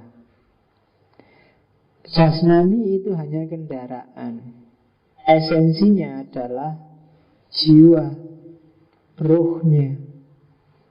Nah, dan jiwa itu isinya tiga. Ada daya nabati, ada daya hewani, ada daya insani. Jadi dirimu sebagai manusia itu punya tiga daya ini, esensi kemanusiaan kita. Jadi kalau ada orang bilang, mbok kamu yang manusiawi. Manusiawi berarti berpihak pada tiga daya itu, yaitu daya nabati, daya hewani, daya insani. Kalau daya nabati itu isinya tiga: makan, tumbuh, berkembang. Persis kayak tumbuh-tumbuhan. Kamu merasa butuh makan tiap hari, kamu merasa ingin tumbuh, ingin berkembang biak, ingin punya istri, ingin punya anak, ingin kawin dan seterusnya. Itu daya nabati. Jangan dibunuh. Itu kalau nggak ada ini kita nggak bisa hidup juga. Jadi daya tumbuh-tumbuhan. Cuma jangan berhenti di situ. Kalau kamu tiap hari hanya mikir gimana caranya makan, malam ini makan di warung mana, besok pagi mikir makan di warung mana lagi. Kalau tiap hari yang kamu pikir itu berarti jiwamu berhenti di daya nabati saja. Kamu harus naik kelas dikit. Kalau kamu cenderung malas, itu biasanya juga ada di nabati. Kenapa ya kok aku malas? Itu biasanya daya insani sama daya hewaninya agak mati. Yang kamu pikir cuma gimana caranya seneng-seneng, gak usah gerak-gerak, gak usah berusaha ngapa-ngapain. Yang penting bisa makan, bisa tumbuh, bisa hidup, bisa kawin, punya anak banyak. Nanti anaknya kawin lagi, punya anak lagi, dan seterusnya. Itu daya nabati. Di atas daya nabati ada daya hewani. Kalau sudah hewan, sudah ada gerak, sudah punya insting, ya mengetahui itu insting. Sudah mulai, kalau tumbuhan itu kan tidak berdaya. Kalau sudah di situ ya di situ. Kalau hewan enggak, sudah mulai ngerti. Oh, milih tempat yang teduh, milih yang enggak panas, milih yang enggak bahaya, itu hewan. Naluri insting itu jadi senjatanya. Ingin enak, menghindari susah, itu daya hewani. Nah, kalau levelmu naik dikit dari daya nabati, ya daya hewani. Jadi sudah mulai ada gerak, cuma geraknya juga dalam rangka cari seneng sendiri. Gimana? Ya makanya nafsu itu biasanya adanya di hewan. Ingin seneng, hasrat, ambisi. Itu daya. Di ruhmu ada, dalam jiwamu ada kekuatan ini. Harus hidup, jangan dibunuh, tapi dikendalikan. Dan yang ketiga daya insani. Akal teoritis, akal praktis yang tadi. Puncaknya adalah daya insani. Yang harus nyetir, yang harus jadi jantungnya adalah daya insani. Baik di level akal praktis maupun di level akal teoritis. Disinilah nanti ketika sampai ngomong jiwa, Ibnu Sina geser masuk ke dunia yang cenderung sufistik. Dari sinilah nanti diawali lahirnya filsafat Masyrikiyah. Kita lihat dulu kenapa kok bisa ke sana. Kita lihat karakternya. Kalau tadi kan dayanya. Kayak gimana sih sifatnya jiwa? Yang jelas jiwa berbeda dengan jasmani, dengan tubuh. Jiwa, roh itu independen. Kalau tubuh bisa habis, bisa musnah, kalau jiwa enggak. Oke. Kenapa sih kok jiwa, roh itu menetap dalam tubuh? Roh itu bertempat dalam tubuh dalam rangka menyempurnakan dirinya. Jadi dalam rangka menemukan tujuan finalnya. Jadi dia membawa misi. Membawa misi menyucikan dirinya untuk pada akhirnya bisa bersatu dengan sumbernya. Sumbernya yaitu Tuhan. Jadi jiwa yang ada dalam dirimu itu dia punya misi, dia punya tugas. Jangan dilupakan. Kamu jangan terpesona. Misimu di dunia ini adalah menyucikan jiwa biar nanti bisa kembali lagi ke Tuhan, kembali lagi ke asalnya. Kasihan dia sekarang terpenjara oleh jasmanimu, oleh tubuhmu, oleh badanmu. Jadi sekali-sekali kamu ajak dialog dirimu. Kalau nanti di kamar kamu lihat di kaca, terus ngobrol. Ini yang ada di kaca ini kan cuma tubuhnya, yang di belakang ini ada jiwanya. Dia punya misi. Sekarang kayak gimana ya kondisi roh yang ada dalam diriku ini, tingkat kebersihannya seperti itu. Kalau dalam agama disebut muhasabah. Sekali-sekali lah harus kamu lakukan. Jangan nonton sepak bola terus. Oke. Ya. Ya, jagomu nanti malam siapa?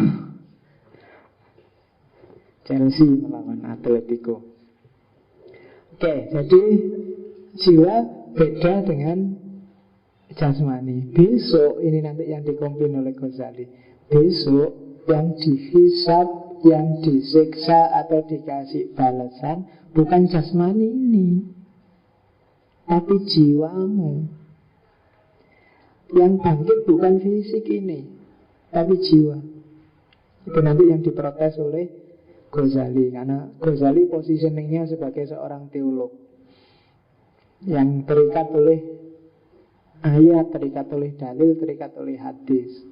Bagi Ghazali yang bangkit tidak cuma jiwanya tapi juga badannya.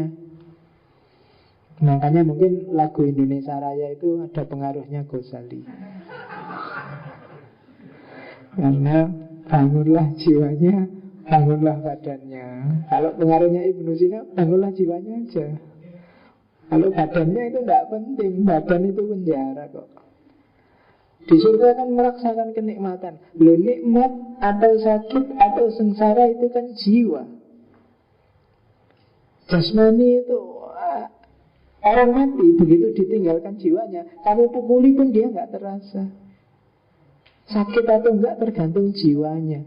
Dipukuli kadang-kadang seneng. Kalau jiwanya pas lagi seneng, yang mukul-mukuli pacarnya misalnya, ya kan dijiwiti sama pacarnya malah minta dijiwiti lagi. Loh, itu fisiknya kan sakit, tapi karena jiwanya seneng, wah enak, terus lagi jiwit kan gitu. Ya kan jiwanya, maka siksaan luar biasa itu ada pada jiwanya. Baik surga atau neraka. Tuh, kan gitu. Oke, jadi katanya Ibnu Sina enggak, besok yang bangkit itu jiwanya. Wong fisiknya sudah jelas kelihatan hancur gitu loh, dari tanah kembali ke tanah. Kalau di Ghazali, lo besok dibikinkan fisik lagi. Nah, jawabannya Ibnu Rushd, ya kalau dibikinkan fisik lagi nanti tidak adil dong. Wong yang jahat kan fisik yang dulu, yang disiksa fisik yang sekarang. Kasihan fisik yang sekarang. Nah, ya, itu debatnya para filosof.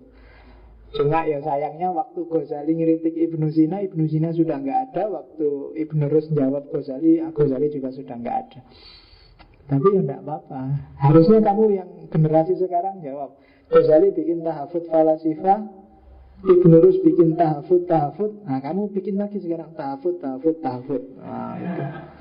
besok bikin lagi. Enggak. Itu kan dialektika. Polemik kayak gitu mencerdaskan, enggak apa-apa. Oke.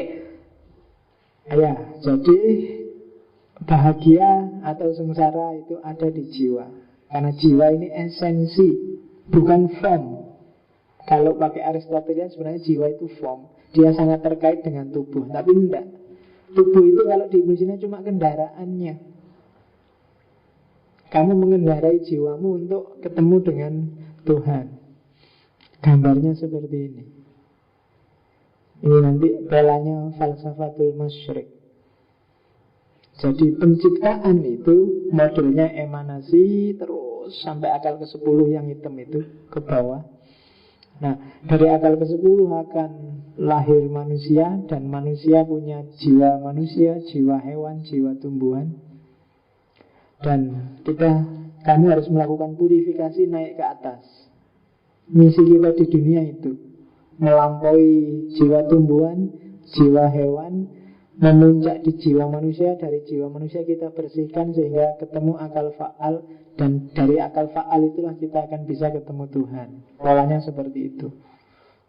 Ini nanti yang jadi inti teorinya falsafatul masyrik, yang mulai agak masuk ke teosofi, yang dikenal dengan filsafat timur di Ibnu Sina. Nah, gimana cara membersihkan jiwa kemudian? Caramu melakukan purifikasi. Nah, itu baru masuk filsafat masyriknya. Ini agak sufi. Ya katanya Ibnu Sina, purifikasi itu ada 3 level. Pertama level zahid, kedua level abid, yang ketiga level arif.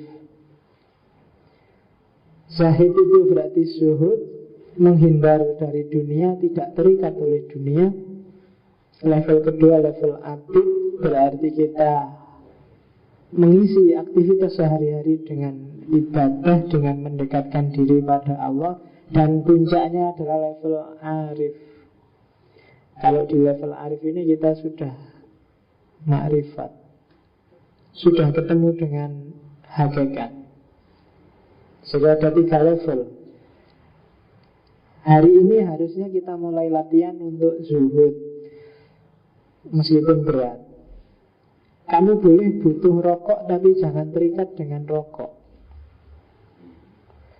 Saya punya pengalaman khas tentang ini. Karena ada beberapa di tempat saya itu banyak kiai yang diwalikan. Jadi satu ketika saya pernah berkunjung salah seorang kiai yang dianggap wali, cuma beliau ini ngerokok terus. Ya karena banyak tamunya, yo saya diem aja sambil tanya, Pak Yai ngerokok terus, padahal banyak yang bilang rokok itu haram. Neng buku saya aja tulisannya ngerokok membahayakan kesehatan, membunuhmu. Nah, terus kelihatannya karena daerah Tok Wali tadi ngerti, aku cuma gitu dia. Dan dia komentar, ya bahasa Indonesianya gini, saya ngerokok, cuma bagiku rokok sangat tidak penting. Jadi seandainya tak buang sekarang juga tidak masalah sama sekali. Gitu loh. Sementara yang tidak setuju rokok, tiap hari yang ada di pikirannya tentang rokok terus. Dan dia sangat terikat dengan rokok. Jadi dia tiap hari kalau lihat orang rokok, pikirannya langsung buat. Lihat orang rokok, pikirannya langsung. Jadi dia sangat tergantung dan terikat dengan orang yang merokok. Oh itu bedanya. Dan tak pikir-pikir bahwa itu kan kayak ceritanya Jalaluddin Rumi sama seorang sufi temennya. Jadi Jalaluddin Rumi itu satu ketika mengunjungi temennya yang sufi, yang rumahnya di pinggir pantai, kerjaannya nelayan. Rumahnya cuma gubuk kecil, tidak ada, tiap hari hanya makan tulang-tulangnya ikan. Sama Jalaluddin Rumi, kamu kok uripe sengsara men, ayo ikut saya ke rumah. Di rumahnya Jalaluddin Rumi itu dia kaya raya. Karena Jalaluddin Rumi kan kaya raya. Terus dikasih makanannya enak-enak. Akhirnya dia nesu sufinya, kamu itu katanya sufi, kok hidup penuh gelimang dunia seperti ini? Jawabannya Jalaluddin Rumi, aku hidup seperti ini, tapi di pikiranku tidak ada sedikit pun dari barang-barangku ini. Sementara kamu yang tiap hari makan tulangnya ikan, memimpikan barang-barang yang ada di pikiranmu hanya barang-barangku yang seperti ini. Jadi itu kan Abel kan sampai level itu. Jadi kamu punya segalanya tapi nggak ada sedikit pun yang mengikatmu. Seandainya detik ini hilang semua, kamu nggak kaget, ya nggak nangis, ya itu namanya nggak terikat. Itu ya kamu harus latihan. Dimulai dari yang gampang-gampang dulu, baru yang susah-susah. Kan banyak sekarang kamu keterikatan dengan sangat banyak hal. Oke, itu level zahid. Baru abid. Kalau sudah nggak terikat dengan apapun, maka semua aktivitasmu jadi ibadah. Ibadah itu berarti semua aktivitasmu hanya mengarah pada Allah. Sekolah, kuliah, ngaji, makan, jalan-jalan itu orientasinya ke atas semua. Kalau orientasinya ke atas, pasti terarah. Jangan khawatir. Dan puncaknya adalah ma'rifat. Kalau kamu selalu kontak sama yang di atas, otomatis kamu akan ma'rifat, kamu akan kenal siapa yang di atas itu. Itu nanti levelnya namanya ma'rifat. Oke. Dan terminal pertamanya untuk jadi orang arif itu adalah muridin. Jadi murid dulu, dengan segala logikanya. Metodenya dua, nanti itu kamu baca aja di suwi-suwi banyak, ibadah dan tafakur.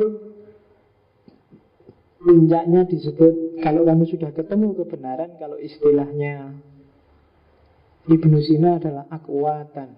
Akwatan itu apa? Pengalaman melihat cahaya. Dan dari situ kamu akan merasakan dampaknya. Meskipun kenapa disebut dampak? Karena itu bukan tujuanmu, hanya akibat sampingannya. Macam-macam, mungkin hidupmu jadi tentram, mungkin semuanya ternyata terasa ringan, mungkin tiba-tiba kamu dapat mukjizat-mukjizat kecil, kamu dapat keistimewaan yang kamu nggak sadar tiba. Oh, itu akan kamu rasakan sendiri. Itu ya tadi yang disebut oleh Ibnu Sina di filsafat kenabian. Jalannya beda. Karena model pembersihan, kenapa jiwa harus dibersihkan? Karena dari situ Allah akan mengemanasikan akal fa'al. Kalau jiwamu nggak siap, jiwamu nggak bersih, ya nggak akan bisa masuk ke sana. Pengetahuan dari akal fa'al. Maka metodenya beda sama para filosof. Kalau para filosof dia naik sendiri. Kalau kamu nggak sanggup naik, berarti kamu ambil jalur yang lain. Bersihkan jiwamu, biar yang di atas turun. Kalau para filosof levelnya Ibnu Sina gampang, karena dia kapasitasnya nyampe, maka dia mencapai makrifat dengan akalnya. Kalau kita kan agak berat. Caranya Ibnu Sina pakai jalur kedua, pembersihan jiwa. Bersihkan jiwamu. Kalau dua-duanya nggak bisa, ya kita berdoa aja semoga bisa. Loh iyalah, karena tidak akan bisa kembali ke Allah kecuali an-nafs al-mutmainnah, dan jalannya di sini. Oke, dan itulah nanti jadi cikal bakal namanya al-hikmah al-masyrikiyah, filsafat timur, hikmah timur, dari rasional ke spiritual. Dan itu nanti akan memicu lahirnya generasi baru pelanjutnya filsafat peripatetik yang dikenal filsafat iluminatif. Itu gelombang kedua dalam dunia filsafat Islam. Yang kita pelajari hari ini masih gelombang pertama, namanya peripatetik. Ibnu Sina sendiri pernah nulis buku yang judulnya Mantik al-Masyrikiyin. Jadi mantiknya orang-orang yang tercerahkan. Kenapa sih pakai istilah timur? Karena timur adalah simbol dari cahaya, dan barat adalah simbol dari kegelapan. Maka keliru kalau kiblatmu itu barat. Loh iya, timur itu kan matahari terbit dari timur, munculnya cahaya itu di timur, dan tenggelamnya cahaya di barat. Barat adalah simbol dimulainya kegelapan. Nah, maka sebenarnya kita hari ini kebalik. Lah kok timur kiblatnya barat? Harusnya barat yang kiblatnya timur, karena cahaya ada di timur. Karena kiblat kita barat, maka kita juga ikut gelap hari ini. Dan kenapa kok kita mendadak nyari kiblat barat? Karena ternyata kita sedang kehilangan cahaya. Padahal cahaya itu ada di tempat kita. Kenapa kita kehilangan cahaya? Karena kita sering membutakan diri sendiri. Banyak jalan yang bikin kita membutakan diri sendiri. Banyak hal yang bikin kita membutakan diri sendiri. Dan Nabi kan sudah lama wanti-wanti, hati-hati, al-Islam mahjubun bil muslimin. Islam itu cahaya, tapi cahaya itu sering teralingi, tertutup oleh orang Islam sendiri. Maka jadilah cahaya, karena kamu sumber cahaya. Nah kok kamu yang bercahaya malah sekarang kiblatnya ke barat. Dan itu sudah diwanti-wanti sebenarnya oleh Ibnu Sina dalam Mantiq al-Masyriqiyin. Ya, ada 3 dongeng yang mau saya sampaikan berkenaan dengan filsafat timur ini, karena Ibnu Sina nulis 4 buku sebenarnya. Yang satu Risalah fil Ishq, risalah tentang cinta. Ini sebenarnya kayak buku sufi, cuma yang mau saya bahas 3 novelnya. Dia nulis 3 novel trilogi. Yang kalau orang ngomong filsafat timur, biasanya yang diceritain 3 novel ini. Yang pertama judulnya Hai bin Yaqdhan, yang kedua Risalatut Thair, dan yang ketiga Salman wa Absal. Tulisan trilogi novelnya Ibnu Sina ini nanti diadaptasi 3-tiganya oleh Ibnu Tufel dan dikasih judul Hai bin Yaqdhan. Sebenarnya isinya sama, mirip-mirip. Yang Hai bin Yaqdhan, yang Ibnu Tufel itu bisa kamu cari di toko-toko buku banyak. Sebenarnya itu yang mula-mula ngomong tentang Hai bin Yaqdhan itu adalah Ibnu Sina. Kalau diterjemah, Hai itu artinya hidup, Yaqdhan itu artinya bangun. Jadi Hai bin Yaqdhan itu cerita tentang orang yang hidup dan sudah bangun, sudah sadar. Karena banyak di antara kita yang hari ini nggak sadar. Kamu nggak ngerti misi hidupmu. Ngapain kok kamu sekarang hidup di dunia ini? Apa yo cuma untuk kuliah, terus kawin, terus cari kerjaan, terus punya anak, dan selesai. Dan doamu tiap hari kan itu, ya Allah berilah rezeki, ya Allah berilah jodoh, ya Allah berilah. Kamu kok cuma minta itu dok? Ada yang lebih esensial yang gak pernah kamu minta. Kamu parameternya mesti fisik. Amal aja kan kamu minta pahala fisik, sedekah yo dengan harapan kembali dengan yang lebih besar. Kan mesti ngono kamu. Ukurannya kok gitu. Oke. Hai bin Yaqdhan. Hai bin Yaqdhan ini kalau di Ibnu Sina ceritanya adalah satu ketika Ibnu Sina dan teman-temannya jalan-jalan di kota. Tiba-tiba ketemu orang tua yang namanya Hai bin Yaqdhan. Ini orang bijaksana, orang sufi, orang arif, orang alim. Ibnu Sina suka sama orang ini. Terus dia bilang, Syekh Hai bin Yaqdhan, kalau boleh saya ingin ikut Anda, jadikan aku muridmu. Terus Hai bin Yaqdhan bilang, tidak bisa, mustahil kamu bisa ikut saya, karena kamu kan tidak mungkin tinggal teman-temanmu.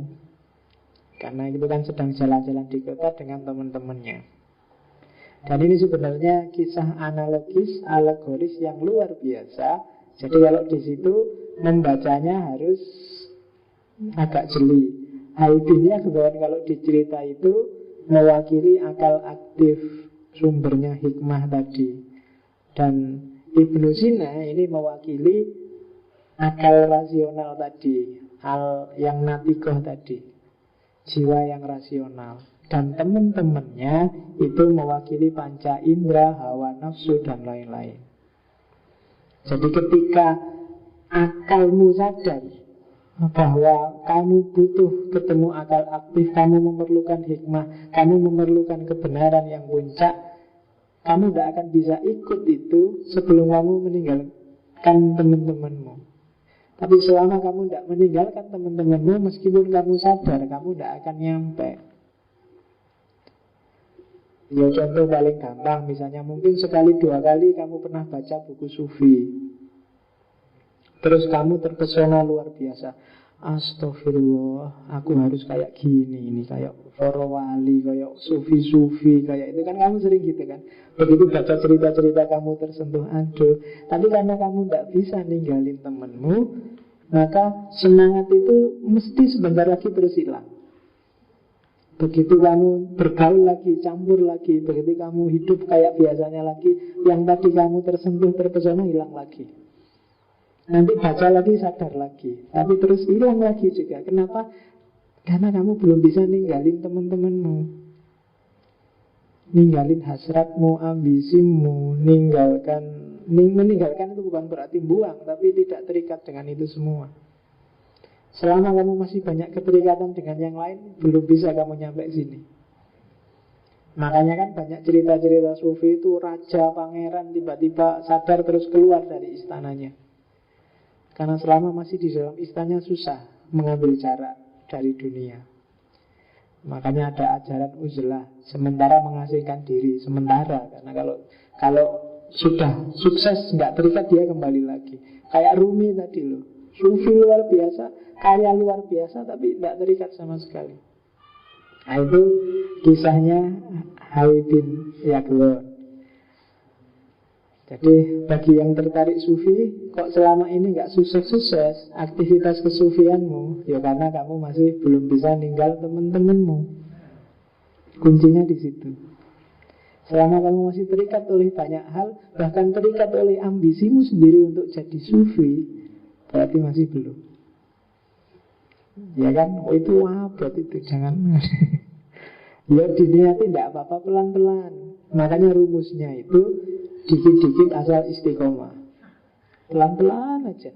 Mungkin dimulai dari yang jelas-jelas, yang gampang-gampang. Kalau sholat malam tidak bisa, ya mungkin sholat yang tidak malam-malam banget. Bisa. Ya kan kamu bangunnya susah, subuhnya 5:30 kan kalau kamu. Nah, mungkin sebelum sholat, sebelum tidur sholat. Atau kalau puasa Senin Kemis tidak kuat, ya Seninnya aja atau Kemisnya aja, atau puasa aja. Gampang. Jadi asal istiqomah. Istiqomah itu sebenarnya tujuannya bukan kok karena istiqomah terus Gusti Allah terharu, itu tidak. Tapi mendisiplinkan dirimu, melatih diri. Karena jiwa itu biasanya nggak bisa disuruh berubah secara drastis. Dia harus pelan-pelan. Lawannya istiqomah itu bosan. Melawan rasa bosan itu jihadmu sebenarnya. Biasanya kalau awal-awal itu semangat, kamu lagi panas-panasnya gitu, kamu bisa sehari ada duhanya, ada tahajudnya, ada ngajinya. Tapi begitu lagi kumat aslinya metu, ya wis ngaji aja bisa sebulan sekali. Paling rajin ngajinya nek Ramadan dok. Dulu Ramadan bisa kadang 3 kali, sekarang sekali aja nggak mesti. Itu berarti degradasi namanya. Kamu kehilangan cahaya tadi. Salman wa Absal. Ini kalau Salman wa Absal novelnya agak panjang. Jadi Salman ini raja, kalau Absal itu adiknya. Salman punya istri, cuma istrinya Salman itu agak nakal, suka godain adik iparnya, Absal. Absal ini karena untuk menghindari godaannya kakak iparnya, terus dia milih, wis aku jadi tentara aja, aku tak ikut ke medan perang. Tapi istrinya Salman, kakak iparnya itu masih uri juga, masih nakal juga, dan dia bikin rekayasa sehingga Salman itu luka parah dalam perang. Oke. Dan setelah luka parah dirawat, tapi waktu dirawat terus masih nakal juga, istrinya Salman diracunlah Absal. Sampai akhirnya Absal meninggal. Cuma sebelum meninggal, Absal ini pesan pada Salman, semua yang terjadi padaku itu sebenarnya ulahnya istrimu. Wah, itu terus sedih luar biasa Salman ini. Kok bisa istrinya sekejam itu? Akhirnya dia saking putus asanya, terus dia mengambil jalan sufi, jalan mistik. Dan setelah mengambil jalan sufi sebelumnya, terus dia bunuh istrinya dan semua kaki tangannya istrinya. Dan endingnya di situ. Dan misinya cerita itu adalah bahwa Salman itu akal, roh yang rasional, Absal itu adalah nalar, roh yang teoritis yang berhubungan dengan akal faal. Istrinya itu adalah jiwa yang hewani, jiwa yang nabati, manusia yang memuja nafsu. Jiwa yang nabati ini bisa membunuh akal teoritis, bisa memotong hubunganmu dengan akal faal. Dan kalau hubunganmu dengan akal faal terpotong, mungkin kamu pinter karena masih ada Salman, mungkin kamu cerdas, kamu punya banyak pengetahuan, tapi kehilangan cahaya. Ujungnya adalah kamu akan frustasi. Untuk menghidupkan lagi Absal, kamu harus berani membunuh istrimu, yaitu jiwa nabati dan jiwa hewani, pemujaan terhadap nafsu. Bunuh pemujaan itu, baru kamu akan bisa nyambung lagi dengan akal teoritis. Itu hikmah kedua. Yang ketiga adalah Risalatut Thair, kisah tentang burung. Yang ini mungkin agak sebanding dengan Mantikut Thairnya Fariduddin Attar. Jadi kisah tentang burung. Jadi ini kisah tentang burung yang dikurung dalam sangkar. Jadi silahkan kamu baca sendiri kisah tentang burung itu. Waktunya sudah malam. Yang jelas hikmah dari kisah tentang burung itu, kita sering tertipu dan kehilangan cahaya. Cuma untuk kembali lagi ke cahaya, itu perjuangannya sangat berat. Banyak orang yang gugur di tengah jalan. Banyak orang yang sebenarnya jalurnya sudah bagus, tapi terpesona oleh hal lain yang tidak esensial. Baru wiritan dikit, kamu punya keistimewaan dikit, terus melenceng sudah tujuannya. Bukalah kamu praktek perdukunan, pengobatan, penyembuhan alternatif. Keluar sudah jalurnya. Cobaannya banyak, maka hati-hati. Kalau ada keistimewaan dikit, jangan terpesona. Biarkan aja mengalir, tetap pada fitrahmu, tetap pada tujuanmu. Itu Risalatut Thair. Ya mirip kayak di Fariduddin Attar. Karena puncaknya cahaya adalah matahari, dan tidak sembarangan burung bisa dekat dengan matahari tanpa terbakar. Oh, itu kan hikmatul masyrik, filsafat timur. Yang ini nanti akan mengilhami tradisi falsafatul isyraqnya Suhrawardi. Karena kenapa sih pakai simbol-simbol cerita, kok nggak ngomong to the point aja? Kalau bagi Ibnu Sina, wawasan semacam ini tidak bisa untuk sembarangan orang. Harus orang elit, harus orang tertentu. Oh, kamu bisa paham, tapi bisa juga salah paham. Bisa juga paham, tapi salah jalan. Oh, itu maka harus khusus tertentu. Makanya disebut muridin. Kamu harus jadi murid dulu, jangan jalan sendiri. Minta petunjuk orang yang sudah pernah berjalan di sana. Jangan sembarangan, jangan ngarang sendiri. Bukan apa-apa kalau ngarang sendiri, ya mungkin kamu nyampe tapi kesuwen. Nyari orang yang sudah ngerti jalannya, lebih cepat. Setiap orang, kenapa sih kamu butuh mursyid? Karena kamu susah membaca dirimu sendiri. Orang lain mursyid biasanya lebih cepat baca. Oh, kamu tipenya gini, orangnya kayak gini, kamu amalanmu yang ini aja. Itu biasanya mursyid ngerti. Bagi kamu yang siap menempuh jalan ini. Itu katanya Ibnu Sina. Cuma ya monggo lah, itu pilihan-pilihanmu. Kamu sudah ngerti sendirilah jalan hidupmu nanti seperti apa. Tapi usahakan jangan kehilangan cahaya, seperti apapun bentuk cahayanya. Kiblatmu jangan ke barat, dalam tanda petik loh ya.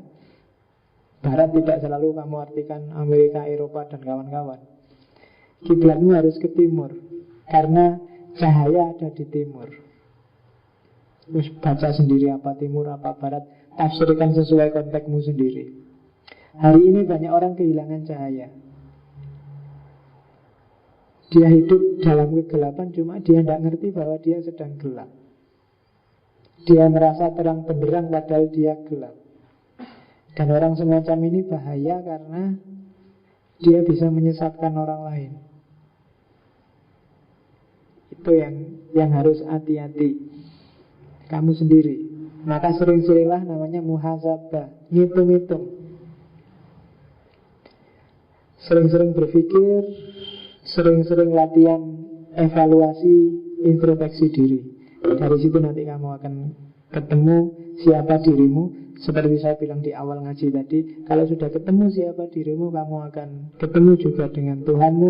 Kalau sudah ketemu dengan Tuhanmu, pasti dampaknya kamu jadi orang yang bermanfaat bagi lingkungan sekelilingmu. Itu sifatnya niscaya. Oke, minggu depan kita eksplor lebih dalam lagi tradisi peripatetics, cuma di tangan orang yang agak anti filsafat, bahkan sering disebut pembunuh filsafat, Ghazali. Meskipun dia sendiri sebenarnya seorang filosof besar. Nanti kita cermati seperti apa pikiran-pikiran filosofisnya Ghazali. Dengan pola yang agak mirip dengan Ibnu Sina, diawali dari rasio, diawali dari empiris rasio, dan berakhir di dunia sufistik. Ada pertanyaan? Enggak ada? Iya bisa. Masih ada 5 menit, 10 menit. Tentang ini Pak, kita kan menginginkan logika berpikirnya, logika berpikir filosofis.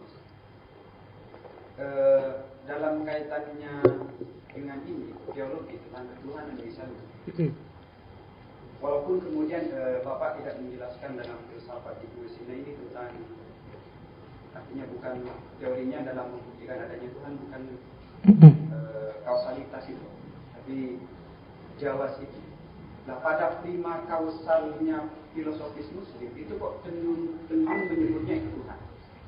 Artinya logika yang menariknya itu seperti apa? Kalau misalnya Aristoteles itu kan tidak secara serta-merta prima kausal itu tidak Tuhan. Oke. Karena Ibnu Sina Muslim, percaya ada Tuhan. Siapa lagi zat yang wajib wujud, yang dia ada tanpa penyebab, kalau bukan Tuhan?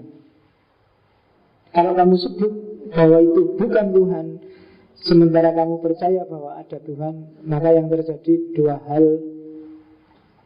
Ada dua Tuhan, maka kesimpulannya jadi musyrik. Karena ini dia pasti kodim, pasti tidak disebabkan oleh apapun. Dia yang menyebabkan segala hal, dia sendiri tanpa disebabkan. Yang wajibul wujud. Kalau dia bukan Tuhan, berarti ada dua wajibul wujud. Dan itu pasti nabrak dengan keimanannya Ibnu Sina dan para filosof Muslim. Maka kesimpulannya dia pasti Tuhan. Di barat pun logika ini dipakai oleh tradisi skolastik untuk membuktikan adanya Tuhan.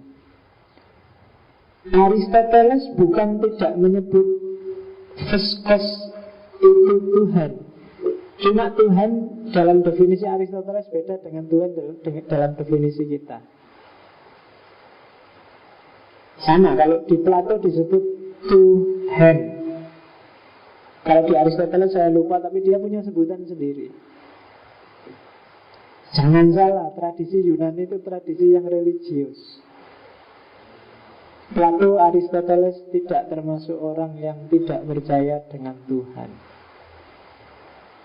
Cuma nggak mungkin dia ngomong Allah, belum ada Islam zaman itu. Tapi karakter Veskos itu adalah karakternya God, karakternya Tuhan. Dengan istilah yang macam-macam, istilahnya ya beda-beda karena filosof. Filosof itu lebih suka misalnya menyebutnya ultimate reality, ultimate being. Apa? Kalau Ego itu menyebutnya zat yang menggentarkan, bikin takut tapi menyenangkan dan mempesona. Itu kan luar biasa. Ya sapa meneh kalau bukan Tuhan yang kayak gitu. Kamu menyebutnya sebab pertama yang dia wajib ada, yang jadi sumber bagi semua ada yang lain. Ya siapa lagi kalau bukan Tuhan? Dan seterusnya. Sebenarnya saya bilang tadi ada sih kelemahan logika ini, cuma saya tidak akan ngomong di sesi ketika filsafat Islam. Nanti kita akan ngomong di filsafat ketuhanan. Sudah, karena sudah hujan, atau nunggu terang kamu? Terus begini ya, kasihan yang putri-putri. Minggu depan kita lihat apa kritiknya Ghazali pada Ibnu Sina. Kalau minggu depan mungkin agak bau pengajian karena Ghazali itu sangat teologis. Jadi kalau ingin jadi filosof yang aman, yang tidak menggoncangkan keimanan, kamu boleh ambil Ghazali. Tapi kurang berani, dalam tanda petik loh ya. Tapi boleh, tidak apa-apa. Karena jalur teologi itu jalur yang lebih aman bagi seorang yang beriman. Ya seperti kalau di Rasidi kan, yang terjemahannya buku filsafat agama itu, filsafat itu di pinggirnya penuh gelombang tapi di tengahnya tenang. Beda sama agama. Agama itu pinggirnya tenang tapi di tengahnya penuh gelombang. Kamu analisis sendiri apa maksudnya. Itu sebenarnya yang ngomong adalah Roger Bacon. Yang Roger Bacon ini sebenarnya mahasiswa nizomiyah zaman Baghdad. Jadi zaman dulu sudah ada pertukaran mahasiswa orang barat yang belajar di universitas-universitas Islam. Saya kira itu ya. Sudah jam 10. Insya Allah kita ketemu lagi minggu depan. Semoga nanti sebelum Ramadan peripatetik sudah selesai. Peripatetik kita menyisakan Ghazali sama Ibnu Rus. Saya tidak tahu nanti bisa nggak saya ngomong Ibnu Tufel atau Ibnu Bajjah. Semoga masih ada waktu. Saya akhiri sekian. Wallahul muwaffiq. Wallahu a'lam bishawab. Wassalamualaikum warahmatullahi wabarakatuh.